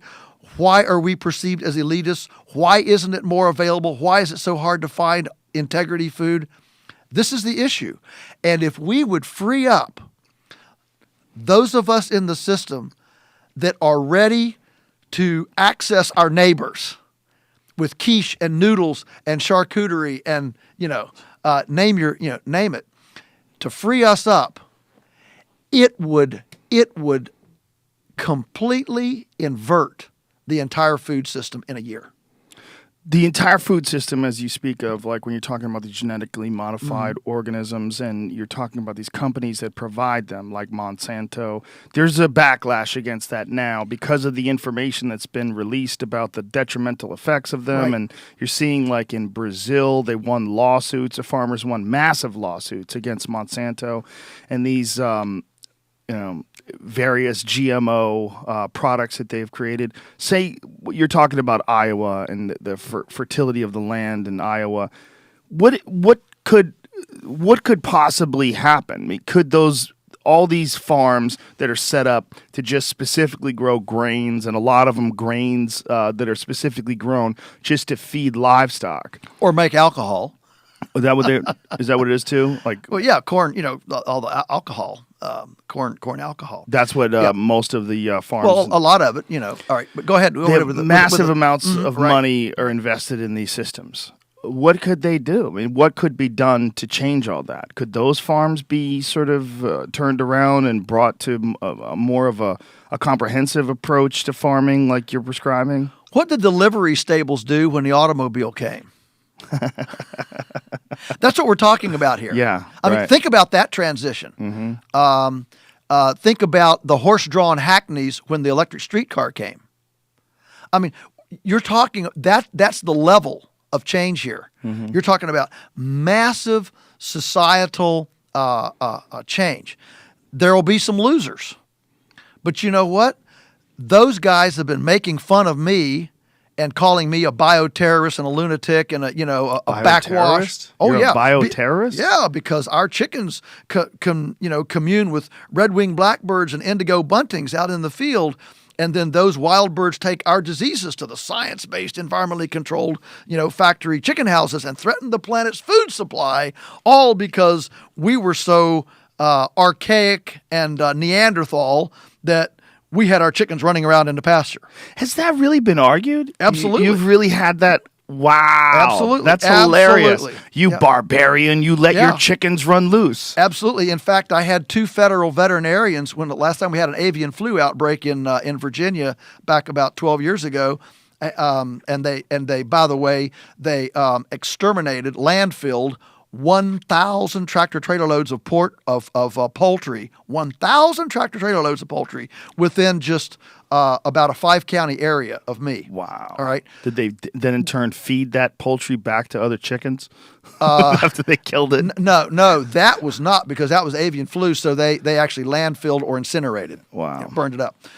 But see, under our system, you don't have any of that stuff.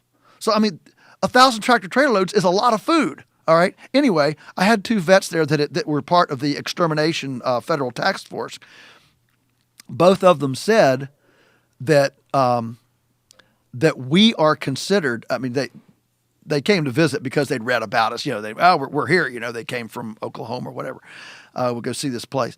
And both of them said that we are considered a typhoid Mary in the community. Because we don't vaccinate, we don't medicate, and we don't do all the orthodoxy that the industry says you're supposed to do. I mean, that's the orthodoxy. See, that's and if you don't adhere to that, and of course that orthodoxy drives insurance. How does a farmer sell his product? How does he get product liability insurance? The insurance company says, well, we won't underwrite you unless you use best agricultural practices. Well, the insurance company doesn't know anything about agriculture. Where are they going to find out about what's best agricultural practices?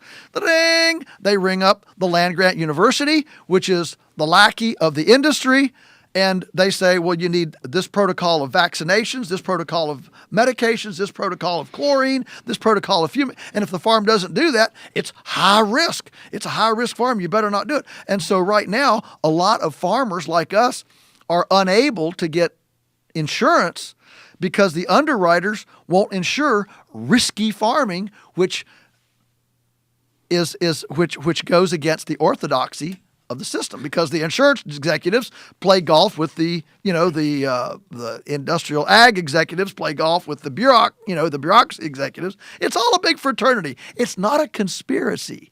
It's a fraternity of ideas, and they've all drunk the Kool-Aid. That is madness. And it's incredibly frustrating because you're so transparent about your process and the benefits of your process. When you're sitting out there in one of the videos that I watched, you're sitting out there with these pigs. These pigs are just hanging out. They come up to you like the pig got under your arm, and you like put your arm on him. It's like, hey, what's up? Yeah, and they're just rooting around and anybody that wouldn't see the benefits of that, you have to have a financial vested interest in not seeing it, or you have to be insane. Yeah, you have to be insane. The best compliment I ever got was a young chef. Young chef came out. He wanted to see the farm. He was starting to buy our stuff and really liked it. He wanted to come out and see the pigs, so I took him up to the pigs. He says, it was a young guy. He says, I've never seen a live pig. He cuts them up and cooks them all the time, but he'd never been physically present with a live pig. And he just got really quiet. I just let him, enjoy it for a little while. And the pigs were, gnawing on his shoestrings and just there. And he finally said, I don't know anything about raising pigs, but I think if I was a pig, this is the way I'd want to live. And I said, that's right. It resonates in our soul. I mean, if you have a conscience at all, it resonates in your conscience. Yeah, here's your pigs up here on the screen. I mean, these pigs are just chilling. Yeah. They're having a great time. They're not stuck in some disgusting pen where they're lumped in. I mean, there was a story recently of a farmer who they believe fell. They believe he may have had a heart attack. He's an older gentleman. Fell into a pen and was killed by the pigs. Right. But I mean, and everybody's like, oh, pigs are vicious. No, but it's the conditions that are vicious. These pigs aren't going to kill anybody. These pigs come right up to you and nuzzle with you, man. I've seen it. They will kill you if you quit moving. They're omnivores, Oh yeah, if you're dead. If you're dead, I tell kindergartners that want to go in and pet them. I said, absolutely, you're welcome to go in and pet them. Just keep wiggling. Just keep wiggling. That's hilarious. They'll eat your toes first, then your fingers, and in an hour they'll be to your spleen. So wow, keep moving. They are omnivores. Yeah, and they are very survivors. Cool. They are. They're very cool. That's one of the interesting things about pigs is this huge problem with what we call feral hogs, because they're not a native species to North America, and they don't really have any natural predators. I mean, other than coyotes, which have sort of taken them on, and mountain lions and all the other animals that we have in North America, but the number one invasive species problem we have as far as like big animals is pigs. Well, there again, the problem, it's a political problem. It's not an ecological problem. In Europe they have feral pigs too, but it's not a problem. You know why? Because you can go out and shoot a pig and sell it to a restaurant. You can sell it to a neighbor. They allow, wild shot animals, deer and pigs, to go into commerce. I think the worry about that, though, is from a sportsman's point of view, that you're going to have people out there sniping and poaching deer and all the really precious wild animals and selling them to restaurants, and there won't be any there for hunters. The thing is, nature has a way of balancing it out. And when there's an overpopulation, they're easy to get. And then once they get harder to get, then people get discouraged from hunting because they're too hard to get. I would be more in support of that for pigs than the other animals, simply because pigs breed all year round. They'll have several litters a year of many, but whereas a deer will have one fawn. And they'll have a fawn or two, and they'll have them once a year. Yeah, well, maybe you could control it with licenses. Just give people, you can harvest so many a year, or whatever. I mean, there's a lot of ways to skin the cat. The bottom line I'm getting to, though, is that when you prohibit a food source from entering commerce, you automatically have the government manipulating a supply and demand situation, and that's the reality. And so the people that are concerned about, and you go down in some areas. I mean, the wild pig problem is a real. It's a real land abuse problem. They're having them in suburban San Jose. Yeah. San Jose, as people are having their lawns chewed up. There was a big news story about it the other day where they showed these pigs running across people's lawns in this normal suburban street. They're chewing up their lawns. They're resourceful and they're smart. Pigs are the smartest, supposedly one of the smartest animals there is, and they are. They're really smart. So if we would allow people to actually practice consenting adult voluntary commerce on some of these things, it would then incentivize innovation, entrepreneurship, and the antidote to all of the depressing things we've talked about. Mm-hmm. And our side then would rise, and the other side would have to adapt. They'd either have to down. I mean, there's talk, for example, right now among the poultry industry of trying to go antibiotic free in 10 years. And in order to do it, they're going to have to greatly drop the bird size in their houses. And I know that there's a lot of research going into building these living compost bedding situations in these houses. Even in the poultry industry? Yes, in the poultry industry, yeah. I mean, Denmark made the change. They outlawed factory pork houses years ago. They've been fine. They've gone to deep bedded, houses, completely different situation. And it makes a completely different living environment. So, you can make those changes. They're not insurmountable. And those changes, though, still are not where you're at.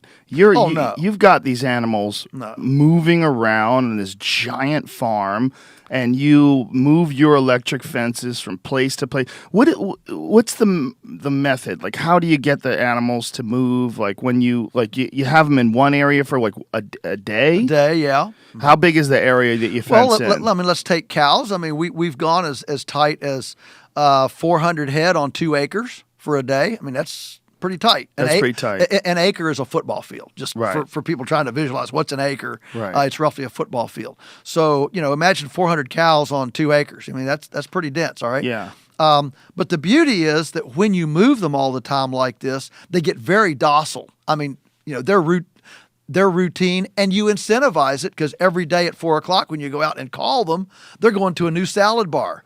If every day at 4:00 a certain call meant there's a bowl of ice cream for you, you'd get pretty used to that call as well. And is that what you do? You call them? Yeah, we call them. We don't herd them. We call them. What's the call? Do you have a noise you make? More, get away! And so they hear that and they know it's a little dinner bell. Yeah, ding, it's like ding, a ding, dinner ding. bell. Yeah, and they just follow come right you. on. Mm-hmm. Wow. So then you set up this new. You put the stakes down. Yeah. You set up this new area. Yeah. The fence is totally portable, so you're essentially. I mean, envision a field like a ladder, and the permanent the edges of the field are the stringers of the ladder, and the portable fences are the rungs. So the permanents are there all the time, and we simply move the rungs, contract or expand the rungs based on how much grass there is, how many there are in the herd, that sort of thing. So it's a very artistic, there's a science, but there's also an art to it as we essentially give them one plateful a day. And you alternate animals in these areas. Yeah, so the cows go through first, then the egg mobiles come in after them. So after the cows are there, then you push the chicken house in there. You fence that in as well. No, that's not fenced. Those chickens can run anywhere they want to. They just hang around the egg mobile because that's where feed and water and nest boxes are. So you don't have to fence them in. Don't have to fence them. They go out at, up to 200 yards and scavenge and scratch out cow patties. And when it starts getting dark, they come back in. And when it starts coming dark, they go back in. That's for how we security. have it in our yard. We leave the door open at night, and then at the end at night we shut the door. They know that. Chickens are.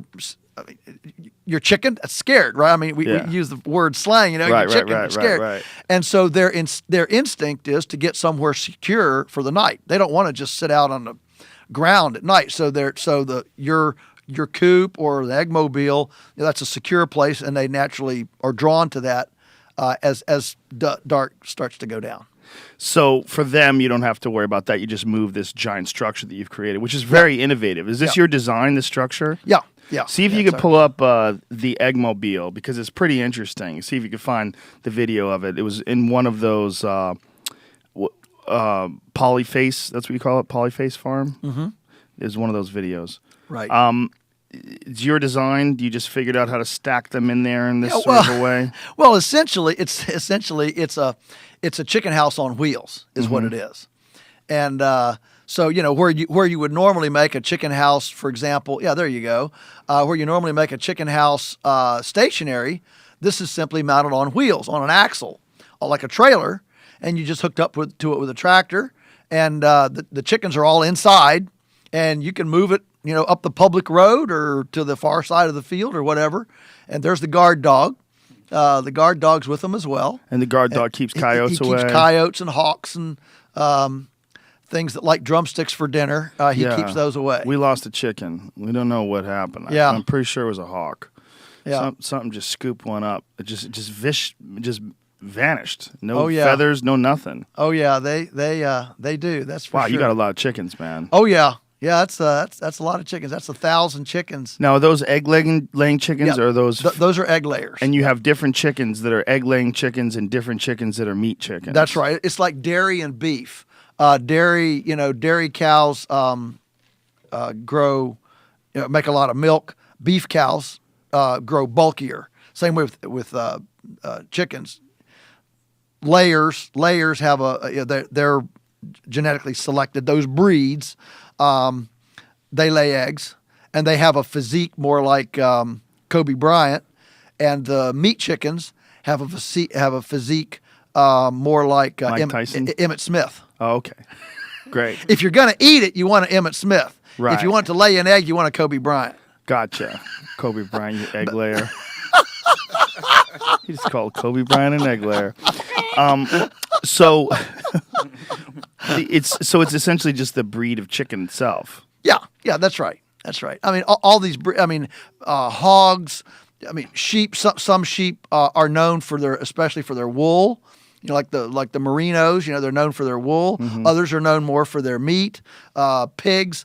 Some pigs are known for their fat. They were called lard hogs back in the day when we ate lard. And so they would get real fat. Other pigs are known for the length of their loin, others for their maternal instincts, big litters. So, all these breeds have different characteristics. Do you only have hens, or do you have roosters as well? We have roosters as well. The eggs are not all fertile. We don't have enough roosters to fertilize all of them, but we do have enough roosters so that kids can watch them crow, and we can. I've had a lot of people say that are transcendentalists, or that if we actually come back as a different being, they really want to come back as a rooster at Polyface. Why? Well, because they've got about 200 hens per rooster.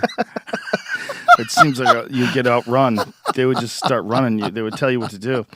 Yeah, they can get henpecked. Henpecked. That's the other term. Chickens being scared and henpecked. Those are both real. Yeah. And henpecks do peck, man. Oh yeah, There's do. Some wild pigs in San Jose. Yeah. You see this? And they. Oh wow! Look at that. Yeah. Yeah. He's getting food right there. Yep. I mean, they have a real problem now, and it's just started to make its way up there. A lot of people don't associate California with wild pigs. What I was getting at was, do you breed your own chickens? Do you? We have just started. We haven't in the past. We've always gotten them from a hatchery. But what we've seen, you'd find this fascinating, I'm sure. What we've seen is in my lifetime, and I'm not that old, but I have watched the genetic viability of animals, of domestic livestock, drop because of the the crutches that we use, antibiotics, hot feed, candy bar. I call it candy bar diets, and unnatural feeding regimens. And so we have really seen the strength, the viability of these farm animals plummet. So our son, Daniel, when he was 8, started with rabbits. Now, these are meat rabbits, not pet rabbits, but they're meat rabbits. Some friends had a couple does and a buck, and they couldn't take them to a new apartment where they were moving, so they said, would you like these rabbits? Well, he was 8, 8 years old is about the time to start an entrepreneur business, And so he said, I started with chickens when I was 10, so I was 2 years late, but he started his rabbits when he was 8. And so he said, yeah, I'll take. I wanted to raise some rabbits. So he did that. And if you read any rabbit rearing book, it'll say never give them grass. Don't give them that because they'll get diarrhea and die. And of course, that's exactly what we found. But what he did what's called line breeding, which is kind of a wild breeding, and it took him 5 years to work through a lot of mortality and culling. But in 5 years, the rabbits started really getting strong, vibrant, big litters, healthy. Now, 24 years later, they're almost bulletproof. And what we've seen in the genetic selection process over that time of not using any crutches and just letting it be kind of a Darwinian selection process has made us now want to do that, duplicate that with our other animals. And so we started last year with our chickens, taking our oldest, what we call survivor genetics, the oldest hens that are still laying, mating them to the roosters. And what we want to do is just keep taking the oldest hens, mating them to the roosters, so we eventually create a survivor genetic. In other words, that's the chicken that knew to hide when the hawk came. That's the chicken that knew to get under shelter when the rain came. That's the chicken that didn't get flu, that didn't get bug, that didn't have a prolapse the first egg she did. I call it survivor genetics. We're doing that now with our cows. We're selecting our own bulls and breeding from our own bulls. And we're very excited about what this kind of wild line breeding type of thing can do if you knock out all the crutches. The problem is that it puts you crossways of the animal welfare crowd, because they can't abide the idea that if I have a sick animal, I'm just going to let it die. Oh, they've been Bambi-ited and Thumper-ited to death to where, every dog and cat has to have a monogrammed LL Bean cushion in an air-conditioned anteroom, and that's the only way to care for animals. And the problem is that we're not going to get genetic strength if we don't let nature cull out the weaklings. That's the problem, and so we wouldn't have the vibrant rabbits that Daniel has if we had started at the beginning. Oh, let's prop these up with antibiotics so the weak ones can survive. If everybody walks into the room wearing crutches, you don't know who can stand on their own 2 feet. Right. It's only when you start knocking crutches out that you find out who can stand. It's that anthropomorphizing. Yes, absolutely. Of animals that we wouldn't do that with people, of course. No, we wouldn't do it with people. But these are animals, and this is the natural world, and this is why animals survive. And if you don't do that, they won't survive. Then you will have the weak ones breed, and they'll develop all sorts of huge issues, which could be argued essentially that that's happening with people, but people have a lot of other things to offer. Our innovation, our creativity, and our ability to communicate and our thinking are what makes us uniquely human. The animals, it's simply their body, their life, their existence, and the way they interact with with nature. Right. When you tamper with that, you're essentially pretending you're smarter than nature itself, and that's ridiculous. We can show real clearly by what you've said today about factory farming, about the development of these diseases, that we're not smarter than nature. We don't. And that there's no one could know everything. And there's not one person that's smart enough to be able to see the whole big picture. We need a lot of other eyes on this, and we need a lot of other thoughts on this. And when you start applying the same sort of compassion and that we rightly do to human beings, you start applying them to animals, you actually wind up screwing the animals over. Yeah, and you create artificial fragility. Sir Albert Howard, who of course developed the scientific aerobic composting process, which in his book is still kind of the icon of the whole sustainable agriculture community. It was written in 1943, an agricultural testament. He says in there that when you use artificial manures in the soil, and that's what he called chemical fertilizers, artificial manures, it grows artificial plants, which make artificial animals, which then make artificial people who can only stay alive using artificials. That was in 1943. Wow. Wasn't that prescient? Yeah, that guy was on the ball. Yeah. That was when it was just coming out. Yeah. I mean, how long had factory farming even been around then? 20 years? Yeah, it was. I mean, we were just, that was 1943. We were just really beginning to start using chemical fertilizers at that point. Now, when they have the issue with large-scale agriculture, when they chew up all the minerals in the ground, and they have to add minerals when they go over the topsoil of American farmlands. I mean, there was a paper that was written about it. God, I can't remember the year, but it was a long time ago. I believe it was in the 1940s, about the mineral deficiencies of topsoil. Uh-huh. What do they do about that now? And does that same issue still happen in a farm like yours? Well, yes, absolutely. I mean, mineral deficiency is a major problem in nature. Fortunately, nature has a mechanism to remedy it. Amazingly, it's on site. It doesn't need a bunch of stuff brought in. And the way nature remedies it is with an active decomposition cycle. The way it works is when organic matter decomposes in the soil, it exudes carbon dioxide. All right, when things rot, they give off carbon dioxide. And so that carbon dioxide, as it percolates up through the pores in the soil, the aggregates in the soil, if you look at the soil in an electron microscope, it really looks like a marsh. There's all these little, cavities and aggregates and moisture and all these, slogging, weird-looking, bugs and cow-looking things and predators and herbivores, and it's an entire. There are more living beings in a double handful of healthy soil than there are people on the face of the earth. Whoa! That's how alive it is. Okay? Whoa! Yeah, that's crazy. Yeah. So wow. when that carbon dioxide eases up through the aggregates in this kind of marshy soil, it encounters H2O. Water, all right, in those aggregates.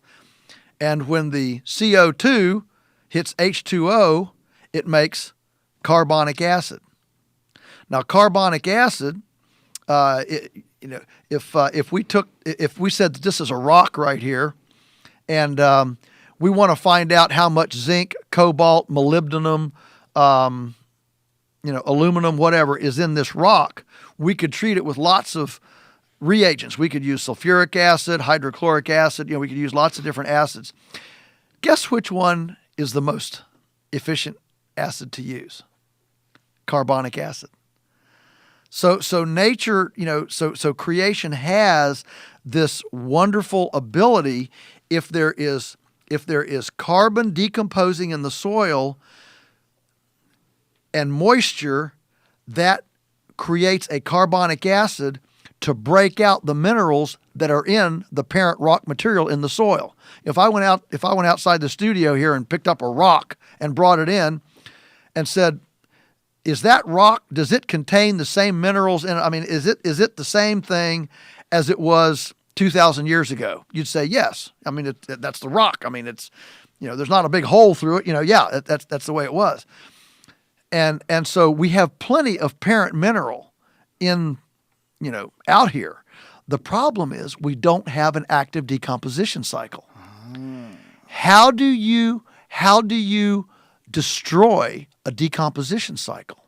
You do it when you don't when you don't have a carbon-centric system. And everything about modern farming is trying to get rid of carbon. This is one of the things that we're looking at, maybe if you've read the book Wheat Belly, about gluten and those sorts of things, is that it used to be when our grandpappies were planting wheat would grow 6 feet tall. It was real tall, so that the grain to stem ratio was whatever it was, the ratio. Well, the taller the wheat, the taller the stalk, the less weight it can hold out there. It wants to fall over, because the skyscraper gets taller and taller, right? And so in genetic breeding and selection, what we've done in the last 50 years is selected shorter and shorter and shorter and shorter cultivars down to where it's a very short stem. And that ratio has fundamentally changed, which also affects the enzymes and the nutrient components of those seed heads. But we can combine it faster and we can grow a bigger head on a smaller plant. But guess what we also did? We also deprived the soil of the carbon that the straw and the stalk would produce from a given amount of grain. That deprived the soil of the carbon injection that was supposed to come when we took the grain head off. And now we don't have that carbon decomposition cycle. Wow. And so the solution to that in the industrial way is to just pour add bags. minerals. Yeah. Add minerals. Mine minerals somewhere else and add them. But all that can be done in-house. It can all be done in-house. The wheat issue is a big one with Americans today. Everyone wants to be gluten-free, and I'm guilty of it too. I stopped eating gluten recently, and I found that almost immediately, like I felt more, I felt less bloated after a meal, if that's a good term, less sedated after a meal. I didn't feel so tired. And when I started reading about it, I read that when wheat had been changed to change the size of it, to make it more hardy, it also became more difficult to digest.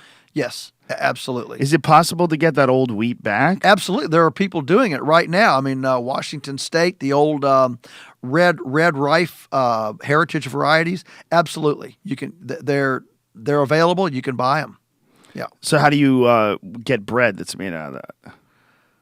Well, you can have your own flour mill if you want to buy it, by the bag. That sounds like a pain in the ass. Well, that's where modern times are really exciting, because we now have techno-glitzy gadgets in our kitchens. When people ask me, what's the most important thing a person can do to advance the integrity food movement, my first answer is get in your kitchen. And I'm not talking about hoop skirts, hearth cooking, washboards, barefoot pregnant in the kitchen. I'm talking about embracing techno-glitzy gadgetry that we have today. The kitchens we have today are not grandma's kitchens. We've got two faucets with running water. One's hot, one's cold. We've got ovens, we've got refrigeration, we've got stainless steel, we've got Cuisinarts, we've got blenders and cool little, mills and flour mills and stuff. And so, when we buy 25 pounds of wheat of flour at a time, and you can absolutely get it, as bulk, and you can use this gadgetry and grind it up and, bake your own bread in a computerized bread maker. Wow. Grandma never had it so well. It's never been easier to actually eat well than today, ever. That's interesting. That's so true. Well, if you have the money, right? That's the big knock on organic food. Most people don't have the money to go to Whole Foods or let me address the money. The way to address the money is to eat whole foods, not processed foods. Mm-hmm. I'm sure you're familiar with the movie Food Inc. Mm-hmm. And of course, it's a powerful movie, very profound. But there's a real weakness in that movie where that family that goes to Burger King and they buy they buy a Whopper or whatever they get, and they buy it looks like a 200-ounce soft drink, but whatever it is, it's a big one, and French fries, and then they say they can't afford to buy produce, vegetables. The fact is that meal. I don't eat at Burger King, but anyway, they're all the same. That meal costs no more than 2 whole pounds of our polyface, grass-fattened, grass-finished, world-class ground beef. And there's more nutrition in half a pound of my ground beef than there is in that entire meal, fast food meal. So when somebody says they can't afford it, the first thing I do is I want to grab them and say, okay, let's go to your house. And here's what we're not going to find. We're not going to find any fast food boxes or fast food receipts. We're not going to find soda, alcohol, tobacco, coffee, widescreen TVs. We're not going to find $100 designer jeans with holes already in the knees. We're not going to find, Netflix, People Magazine, name your thing. Lottery tickets, that's a big one. Mm-hmm. Okay. You show me the house that doesn't have any of those things, and then let's talk about price. Talk about what you actually can afford. Talk about what you What can. are your actual priorities? Because my position is we choose even 95% of poor people still have most of those things. We choose what we're willing to buy. You can buy wheat by the bushel. You can make $800 worth of bread from a $6 bushel of wheat. What it means is you have to participate in the food system. This is our problem is not that it's not available or we can't get it or we don't know what to do. Our problem is that we want convenience. We don't want to have to think. We don't want to have to plan ahead. We don't want to plan menus. We want to just convenient spontaneity. And you cannot have an integrity economic sector of anything, automobiles, food, clothes, entertainment. You cannot have an integrity economic sector of anything when you so profoundly abdicate personal participation in that economic sector. But it is more expensive when you go to a supermarket and you buy organic vegetables. Oh, yeah. Yeah, it is. It is. And some but folks they're better. feel like they are better. Yeah. Are they better scientifically? Well, you get... Let me say this. I don't want to get crossways of every. Well, I guess I might as well. I might as well get crossways of everything out there. In my view, we should just not eat from the supermarket. Don't eat from a supermarket. No. Where do you get your food? Oh, you get it. You get it from farmers market. You get it from a community supported agriculture, a food buying club, a metropolitan food club. You could go to farms, buy bulk. I mean, the way to deal with the price is buy it unprocessed and by volume, which means that you have to recreate your domestic larder. We don't even use that word anymore. Larder. Who's ever heard that word? But that's where all the food was 80 years ago. If I came to L.A. and said, where's the food in L.A.? It's not in a warehouse. It would be in individual larders in houses. And so when you buy in bulk and you buy unprocessed and you put your sweat equity into preparing, processing, preserving, and packaging, then you can actually save money over the processed counterpart. That's incredible. In other words, you can get top of the line, local, the best stuff in the world that's cheaper than the processed stuff in the supermarket. I went to the green markets in New York City, arguably the most expensive farmer's market in the country. I asked my hostess, I said, would you do something for me? Could you take me to the vendor with the most expensive potato in America?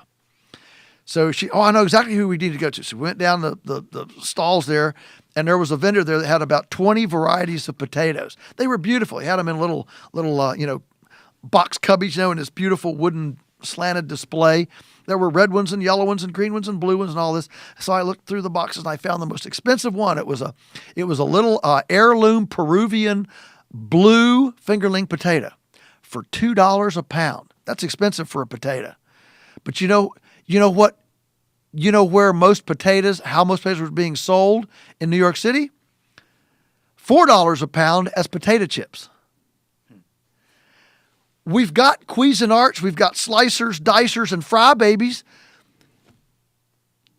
You can get the most expensive potato in America, and it's half the price of potato chips. But potato chips is not food. I mean, it is, but it's not. I mean, it's a snack, and people do buy it for convenience. If you get a real honest-to-goodness potato and slice it yourself and fry it in lard in a fry baby, that is food. It is food. But what I'm saying is most people, when they get it as a snack, and they don't have the time.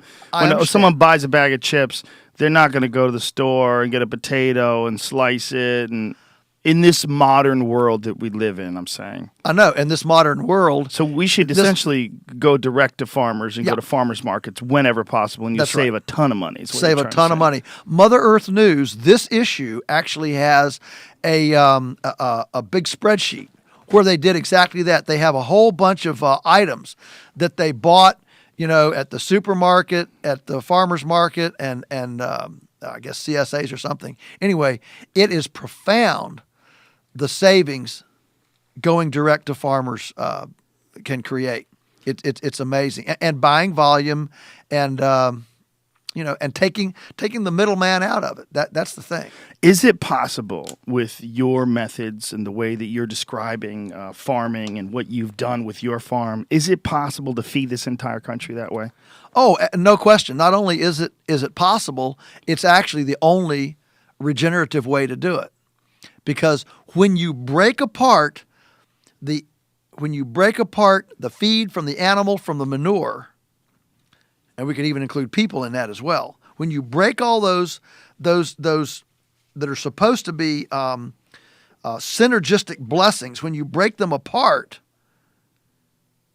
the whole thing floats on a counterfeit. Cheap energy, cheap oil, and a fragile house of cards that depends on clever pharmaceuticals staying one mutation ahead of the mutating bugs to function.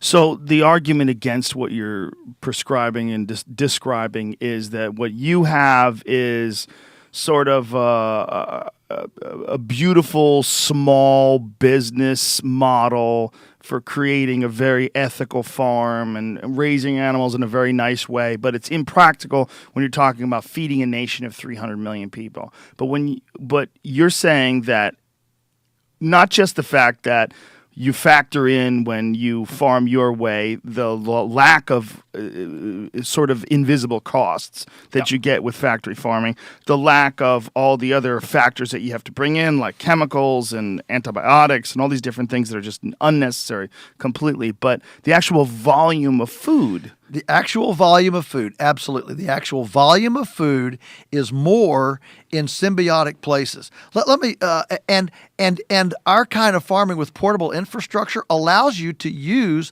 nooks and crannies that currently aren't being used. Let me give you an example. Let's take pigs as an example.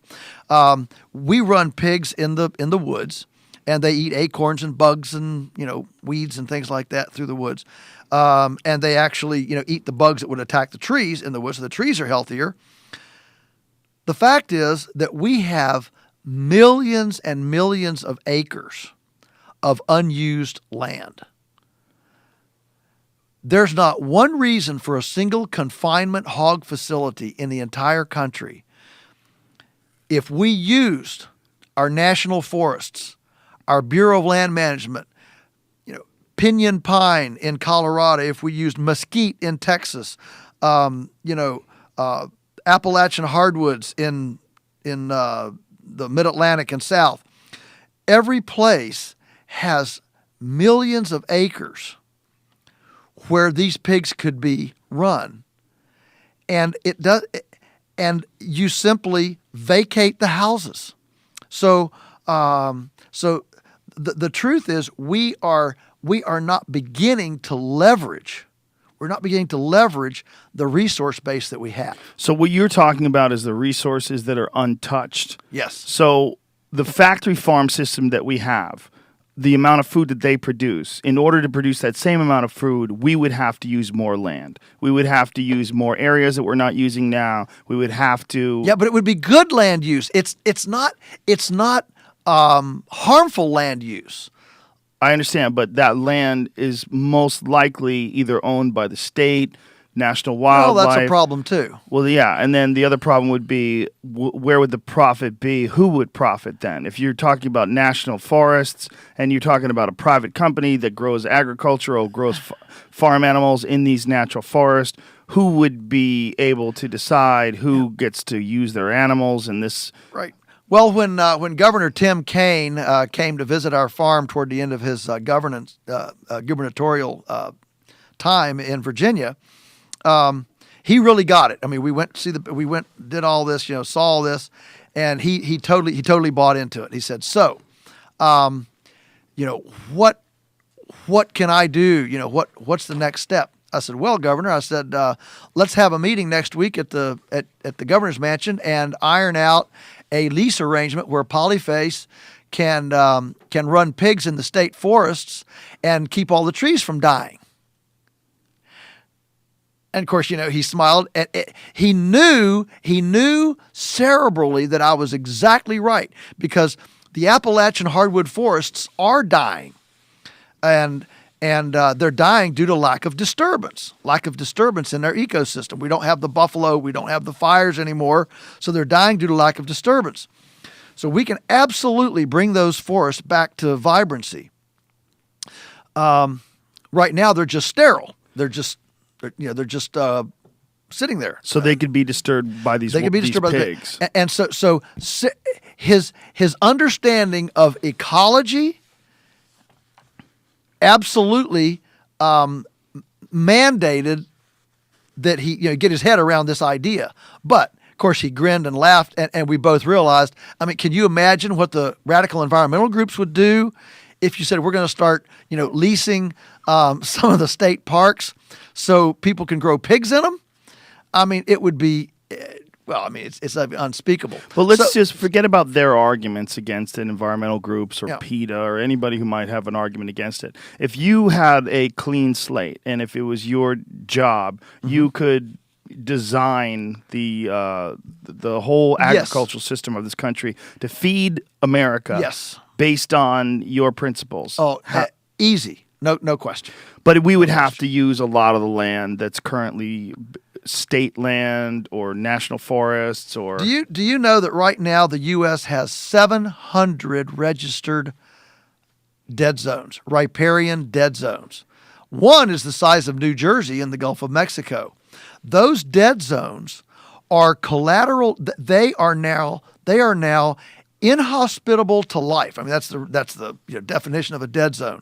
They were once productive areas, fisheries and amphibians, productive areas that are now inhospitable to life.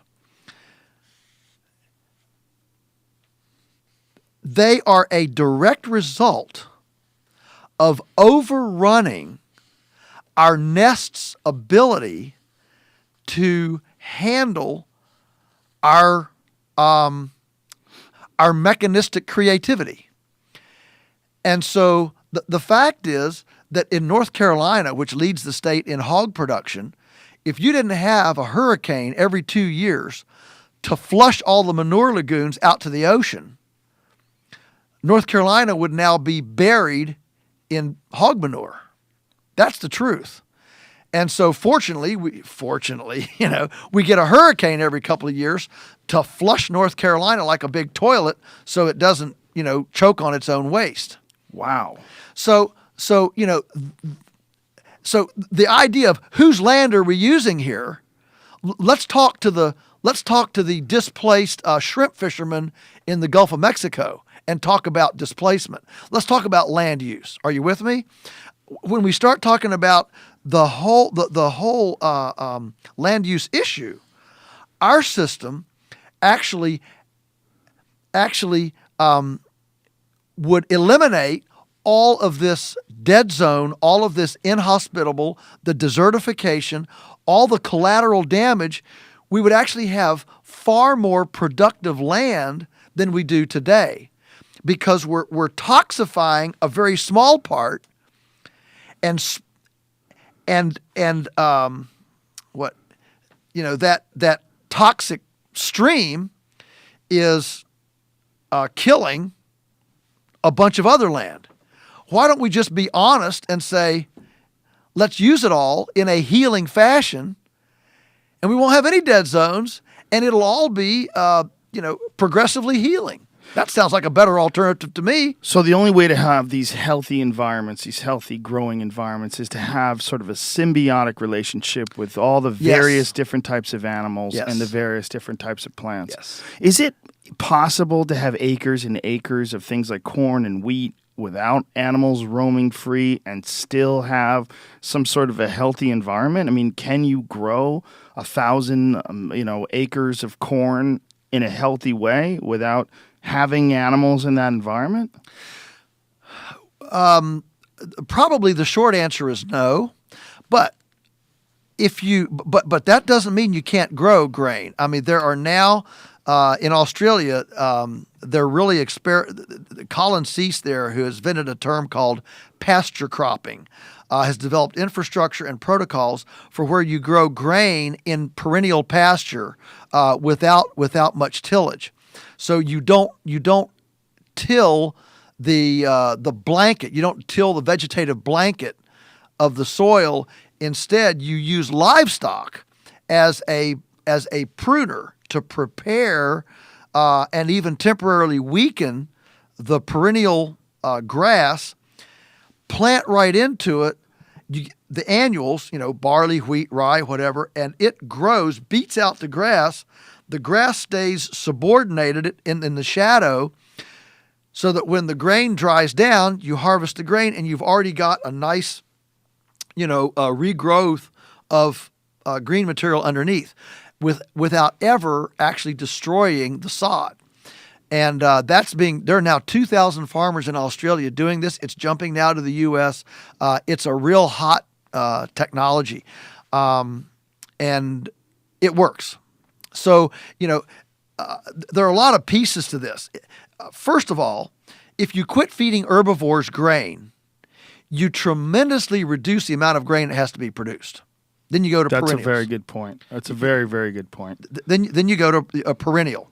And at the top of the program, we talked about these principles of nature. One is animals move. Another is that nature likes perennials. Nature has very few annuals, actually. Nature thrives on perennials. So a productive regenerative food system should be concentrated on perennials, not annuals. So describe to people that don't know what the difference between those are. Well, a perennial is a plant you don't have to plant every year. An annual is a plant you have to plant annually, every year. So grains, squash plants, your garden vegetables, those are annuals. Blackberries are perennials. You plant them once. Trees are perennials. Vines, bushes, grasses, those are all perennials. And so that is the basis of nature's ecology, is perennials, not annuals. Realize that our ag policy in the United States is to subsidize not perennials, but annuals, 6 of them. Wheat, corn, soybeans, cotton, sugar, and rice. All of those are annuals. So our official ag incentivization is to incentivize the very thing that destroys soil. That's hilarious. It's also hilarious that we insist on feeding animals grains just to get them fatter. Right. And that fat being an unhealthy fat, I'm amazed every time I go to a nice restaurant and they try to Yes. offer me that Kobe beef stuff. Oh yeah. I'm like, will you get away from me Yeah. with that sick cow? Yeah. That thing is sick. Oh, Yeah. it's wonderfully marbled. No, that thing's dying. Yeah. That thing's barely alive when you shoot it. Yeah, that's right. The liver's probably swollen up. So the point is that if we quit feeding herbivores grain, we would grow way less. Then if we take the omnivores, the pigs and the chickens, and integrate them as salvagers, like, listen, if every kitchen had enough chickens to eat its kitchen scraps, I mean, like get rid of the pet dog and put in 2 chickens, right? Okay. If every kitchen had enough chickens to eat the kitchen scraps, there would not be an egg industry in the U.S. Not one. Okay? This was the role of chickens. What we do instead is we send our kitchen waste down the disposal or out in the garbage. It goes to the landfill, and the whole ecosystem is deprived of the biomass that's supposed to compost or digest and feed the next cycle of life. The problem is it's really tough to keep 2 chickens in an apartment. They don't take any more room than an aquarium or a gerbil. 2 chickens? Yeah. Well, they got to run. Wouldn't the whole idea? They have to wander around and peck grass. They don't need a lot of room. I mean, if you had them 3 feet by 2 feet, would be fine for 2 chickens. Really? Yeah. Oh yeah. Yeah. But what about foraging and all that good stuff that keeps them healthy? Yeah. Just build your box, your container, so that they can. So that they can get to about 12 inches of compost underneath them, and you just throw your scraps in there, and then the compost, feeds your little pot garden. I mean, whatever kind of pot garden you have, container gardens. You mean containers? Containers, you yeah. know what I mean. But I'm happy with pot gardens too. I mean, you can take that whichever way you want to do Marijuana, it. All right. Anyway, that becomes your your fertilizer for your house. And what you do then is you turn your house, instead of an ecological liability, your house becomes an integrated part of an ecosystem asset. Well, it seems that in that sense that giant cities like New York, where people are stacked on top of each other, they essentially are factory farming humans. Yeah, that's right. That's right. They are. But there are a lot of these cool ways now that we can do that. Now, anyway, if you take the pig and the chicken and you use them as their salvage operation, then you cut even more grain. So you take off the herbivore grain, you take off the chicken grain and the pig grain. Suddenly, you don't have much grain use. And when you don't need very much grain, you don't have to plow very much. You don't have to plow very much. Then you can go back to a perennially based system, and you can go back to the historic rotations where several years of perennials built the fertility for the 1 or 2 years of annual extraction. Okay? Now you're on to a regenerating, an actual healing, soil building system. So what you're prescribing or describing, in fact, is the way that our culture should have been engineered in the first place. But a lot of what we have here is sort of the momentum of the past that we have to deal with. The momentum of this factory farm establishment that was set up, that's been providing us with food for decades upon decades, almost a century now. Yeah, and you have to understand, in context, don't be too hard on the ancestors, because what happened was it got easier to grow grain and feed it. That came earlier than electric fence and scientific composting systems. So it was the electric fence that allowed us to suddenly free these animals from supposedly efficient confinement programs and grain feeding programs. It was George Washington at Mount Vernon, he always complained about the pigs. He was a very meticulous record keeper, and he always complained about the pigs because he could never get them all in at once. because he just ran through the woods and they had their babies, and you kind of, well, it's hog killing time, it's fall, let's get what we can, and they'd get what and they could never get them all, so he never really knew. For a meticulous record keeper, this was a nightmare, right? He never could count all of his stock, and but that's the way pigs were used. Pigs were just they were salvagers. They were kind of nook and cranny, operators. They weren't fenced in. No, they weren't fenced in because there was no fence that would keep them in. How in the world can you ever fence a pig in with a physical structure? This is before metal wire. The only fence they had were like, ricks of you've seen them around museums and stuff, little, chestnut rail fences. Mm-hmm. Well, a pig would tear that apart in a hurry. Yeah. So what they did, they farmed. They had an agriculture that was primarily exclusionary rather than inclusionary. So instead of having, Thomas Jefferson wrote about this at Monticello in his farm book. He had several slave boys that their job was to keep the livestock out of the gardens. So the idea was that the livestock basically, ran free, maybe with a herder or something, or there were some fields, but not that many. And then what you did is you protected your garden. You protected your berries and your really high value stuff. You protected that physically or with a fence or some sort of a barricade, because you simply couldn't afford to fence all the animals and control them. So it became a lot easier to grow animals faster with grain than it did with controlled grazing, because you couldn't control the grazing. So now the technology of electric fencing and composting has enabled us to bring the perennial pasture-based model onto a par with the grain model. And the beauty of that is that the pasture-based non-tillage model it's a soil building engine, as opposed to tillage, which is a soil destroying engine. And so all of this, all this has to be viewed in context. Mm-hmm. You have to appreciate. I tell people, don't crucify Grandpa. He was trying to do what he did, but there's no excuse today for continuing Grandpa's situation, because we've got things that Grandpa would have given his eye teeth to have today. Yeah, I think, as we were saying before, we're on the momentum of this past that was set up that couldn't possibly have anticipated the amount of population growth that we have today. That's very possible. When you look at our future as a country and feeding us, do you have hope? Do you think that people are coming around? People are certainly more aware where their food Absolutely. comes from now than ever before. Do you see changes on the horizon? I sure do, and I'm a pretty incorrigible optimist overall. I don't think, though, that the changes will be gentle.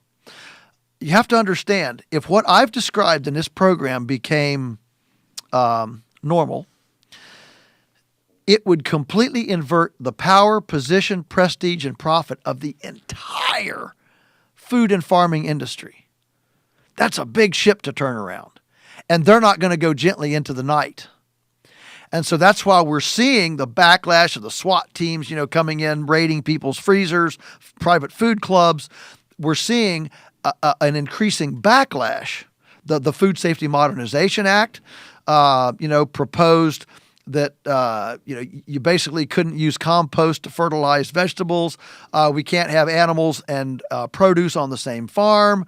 We're going to outlaw outdoor flocks of 3,000 chickens or more. There's a huge pushback from that orthodoxy, and generally, if you study Collapse or Guns and Germs or 1493 or whatever, what you find is that major societal change generally doesn't happen. People don't just wake up and say, I think I want a different society. It usually follows some major thing. And the transition from draft power to automobile, was incredibly disturbing, in America. And I think that if the industry, let me give you one more little story. I spoke last week. I'm getting ready to go to the Netherlands and do a week of seminars in the Netherlands. I spoke to one of their top ag journalists this week, did an interview by phone, and he said that the previous week he had just interviewed the CEO of Syngenta, which is the European counterpart of our Monsanto. And several years ago, they adopted a plan, a target that they would increase productivity in grains, the grains that they were working on, by 20% by 2020. 20% by 2020 has a nice ring to it. Well, they're several years into that plan.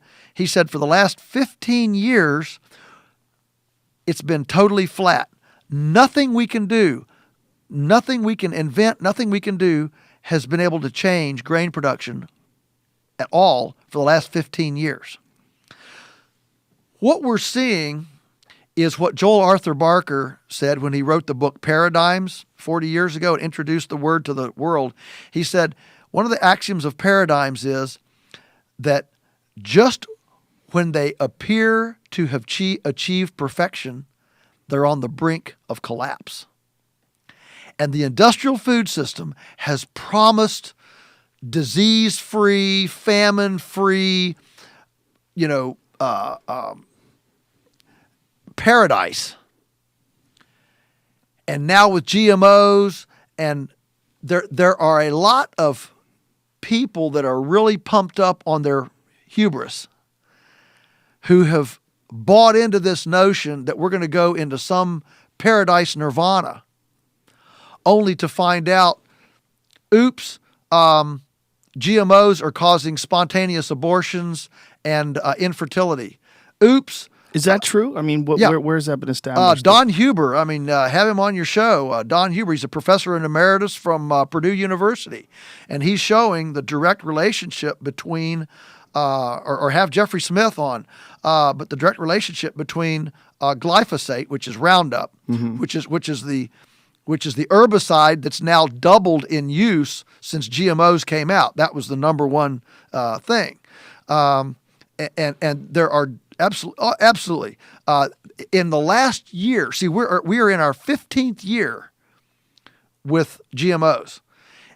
Remember, it took 14 years to establish the DDT relationship with, infertile frogs and eggs that wouldn't hatch. We're now 15 years. Last year, there were something like 74 studies around the world impugning not only the claims, but showing harmful side effects, collateral damage of GMOs. The idea that GMOs are actually more productive is pretty much universally debunked now. They simply have not shown a productivity increase. And so what I'm getting at is that the industry has continued to peg the future on this thing and present this kind of argument, this face that all is well, man, we're getting ready to perfect everything. It's going to be, it's going to be a new day in the morning, right? And suddenly we see all these studies. We see these direct causal links, collateral damage. We see, 1 in 4 pigs right now in the industry, is dying from a viral. We see these things. We see, Listeria, Campylobacter, Salmonella, E. coli, all these new Latin squiggly words, food pathogens, autism on the increase. My take is that we are just about ready for nature to say, you have taken enough shortcuts. Now I'm going to bat. And it follows Barker's idea that all paradigms at the point of perfection are on the brink of collapse. When they're presented as perfect, that's when they're on the brink of collapse. I hope people are listening to you. I know people on the podcast are listening to you, but I hope people out there in the world of agriculture are listening to you. I know there's a lot of blowback against you, but Sure. I hope people are taking into consideration all these things that you're saying, because there's so much logic to your words, and there's so much wisdom and so much research done that it's a very puzzling situation for someone like me who knows very little about it other than talking to you and reading and watching documentaries. It's a very strange time. It is indeed, and that's why I encourage people to to take their recreation entertainment budget of time and money, and start to participate in the food system. Go visit a couple of farmers. Every single community is surrounded by really integrity farmers now. They're everywhere. There is not a community in the country that is devoid of really high quality integrity food. Many of them are wanting to farm full time, and they need like 10 more customers or 20 more customers to tip them over so they don't have to commute to town with their town job to support their farm addiction. Mm-hmm. I implore urban people, go to one less movie, go to one less opera, whatever. But invest in this integrity food idea, and you will hear farmers say the same things I'm saying. They'll use, and you'll be able to see it with your eyes. You'll be able to taste, see, touch. You will sensually connect with your ecological umbilical, and that's a good place to be. I love the term integrity food too. Yes. It really is a great term. Yeah, I love that you throw that around, and I think what you're offering as far as advice is fantastic. Encourage people to go to these farmers markets, connect to these people that are growing food in this way, and I think people are most certainly more aware now than ever of where their food is coming from. The term organic, never even heard that a couple of decades ago when it comes to food. It just didn't exist. Nobody talked about it. Nobody talked about GMOs. Nobody talked about anything. The 14 plus years that we have had GMOs have been this massive series of debates and denials, and but I think people are more aware of it than ever before, and I think a lot of it is because of people like you. So thank you very much, and thanks for coming on here. It was a really interesting conversation. I really, really enjoyed it, and I really appreciate all of your knowledge and the fact that you express it with so much passion. It was really fun. Thank you. It's been a privilege to be with you. Please, it's been an honor. Joel Salatin, please follow him on Twitter, ladies and gentlemen. He is the author of, do you give your books out? What are the names of your books? Well, there's 9 of them right now. But the ones that people need to know about would be the Folks This Ain't Normal, as well as the sheer ecstasy of being a lunatic farmer. Perhaps my favorite is Everything I Want to Do is Illegal. Holy Cows in Hog Heaven. You Can Farm, the Entrepreneur's Guide to Start and Succeed in Your Farming Enterprise. The latest one is Fields of Farmers, mentoring, interning, partnering, and germinating tomorrow's farmers. So, there's good stuff there. Beautiful. Joel Salatin, ladies and gentlemen, JoelSalatin on Twitter. Thank you very much, sir. Thanks also to our sponsors. Thanks to Lumosity.com. Go to Lumosity.com/Joe. Click the Start Training button and get your learn on, folks. Thanks also to Stamps.com. Go to Stamps.com, enter in the code word JRE, and get your $110 bonus offer, which includes a digital scale and up to $55 of free postage. Thanks also to Onnit.com. Go to ONNIT, use the code word Rogan, and save 10% off any and all supplements. Thursday night, I will be at the Fillmore, the Jackie Gleason Theater, with Tony Hinchcliffe. In Miami Beach. Miami Beach? It's Miami, somewhere in Miami. Miami, Florida. I don't know exactly where it is, but JoeRogan.net. Go there, find all the dates, and I'll see you guys soon. Much love.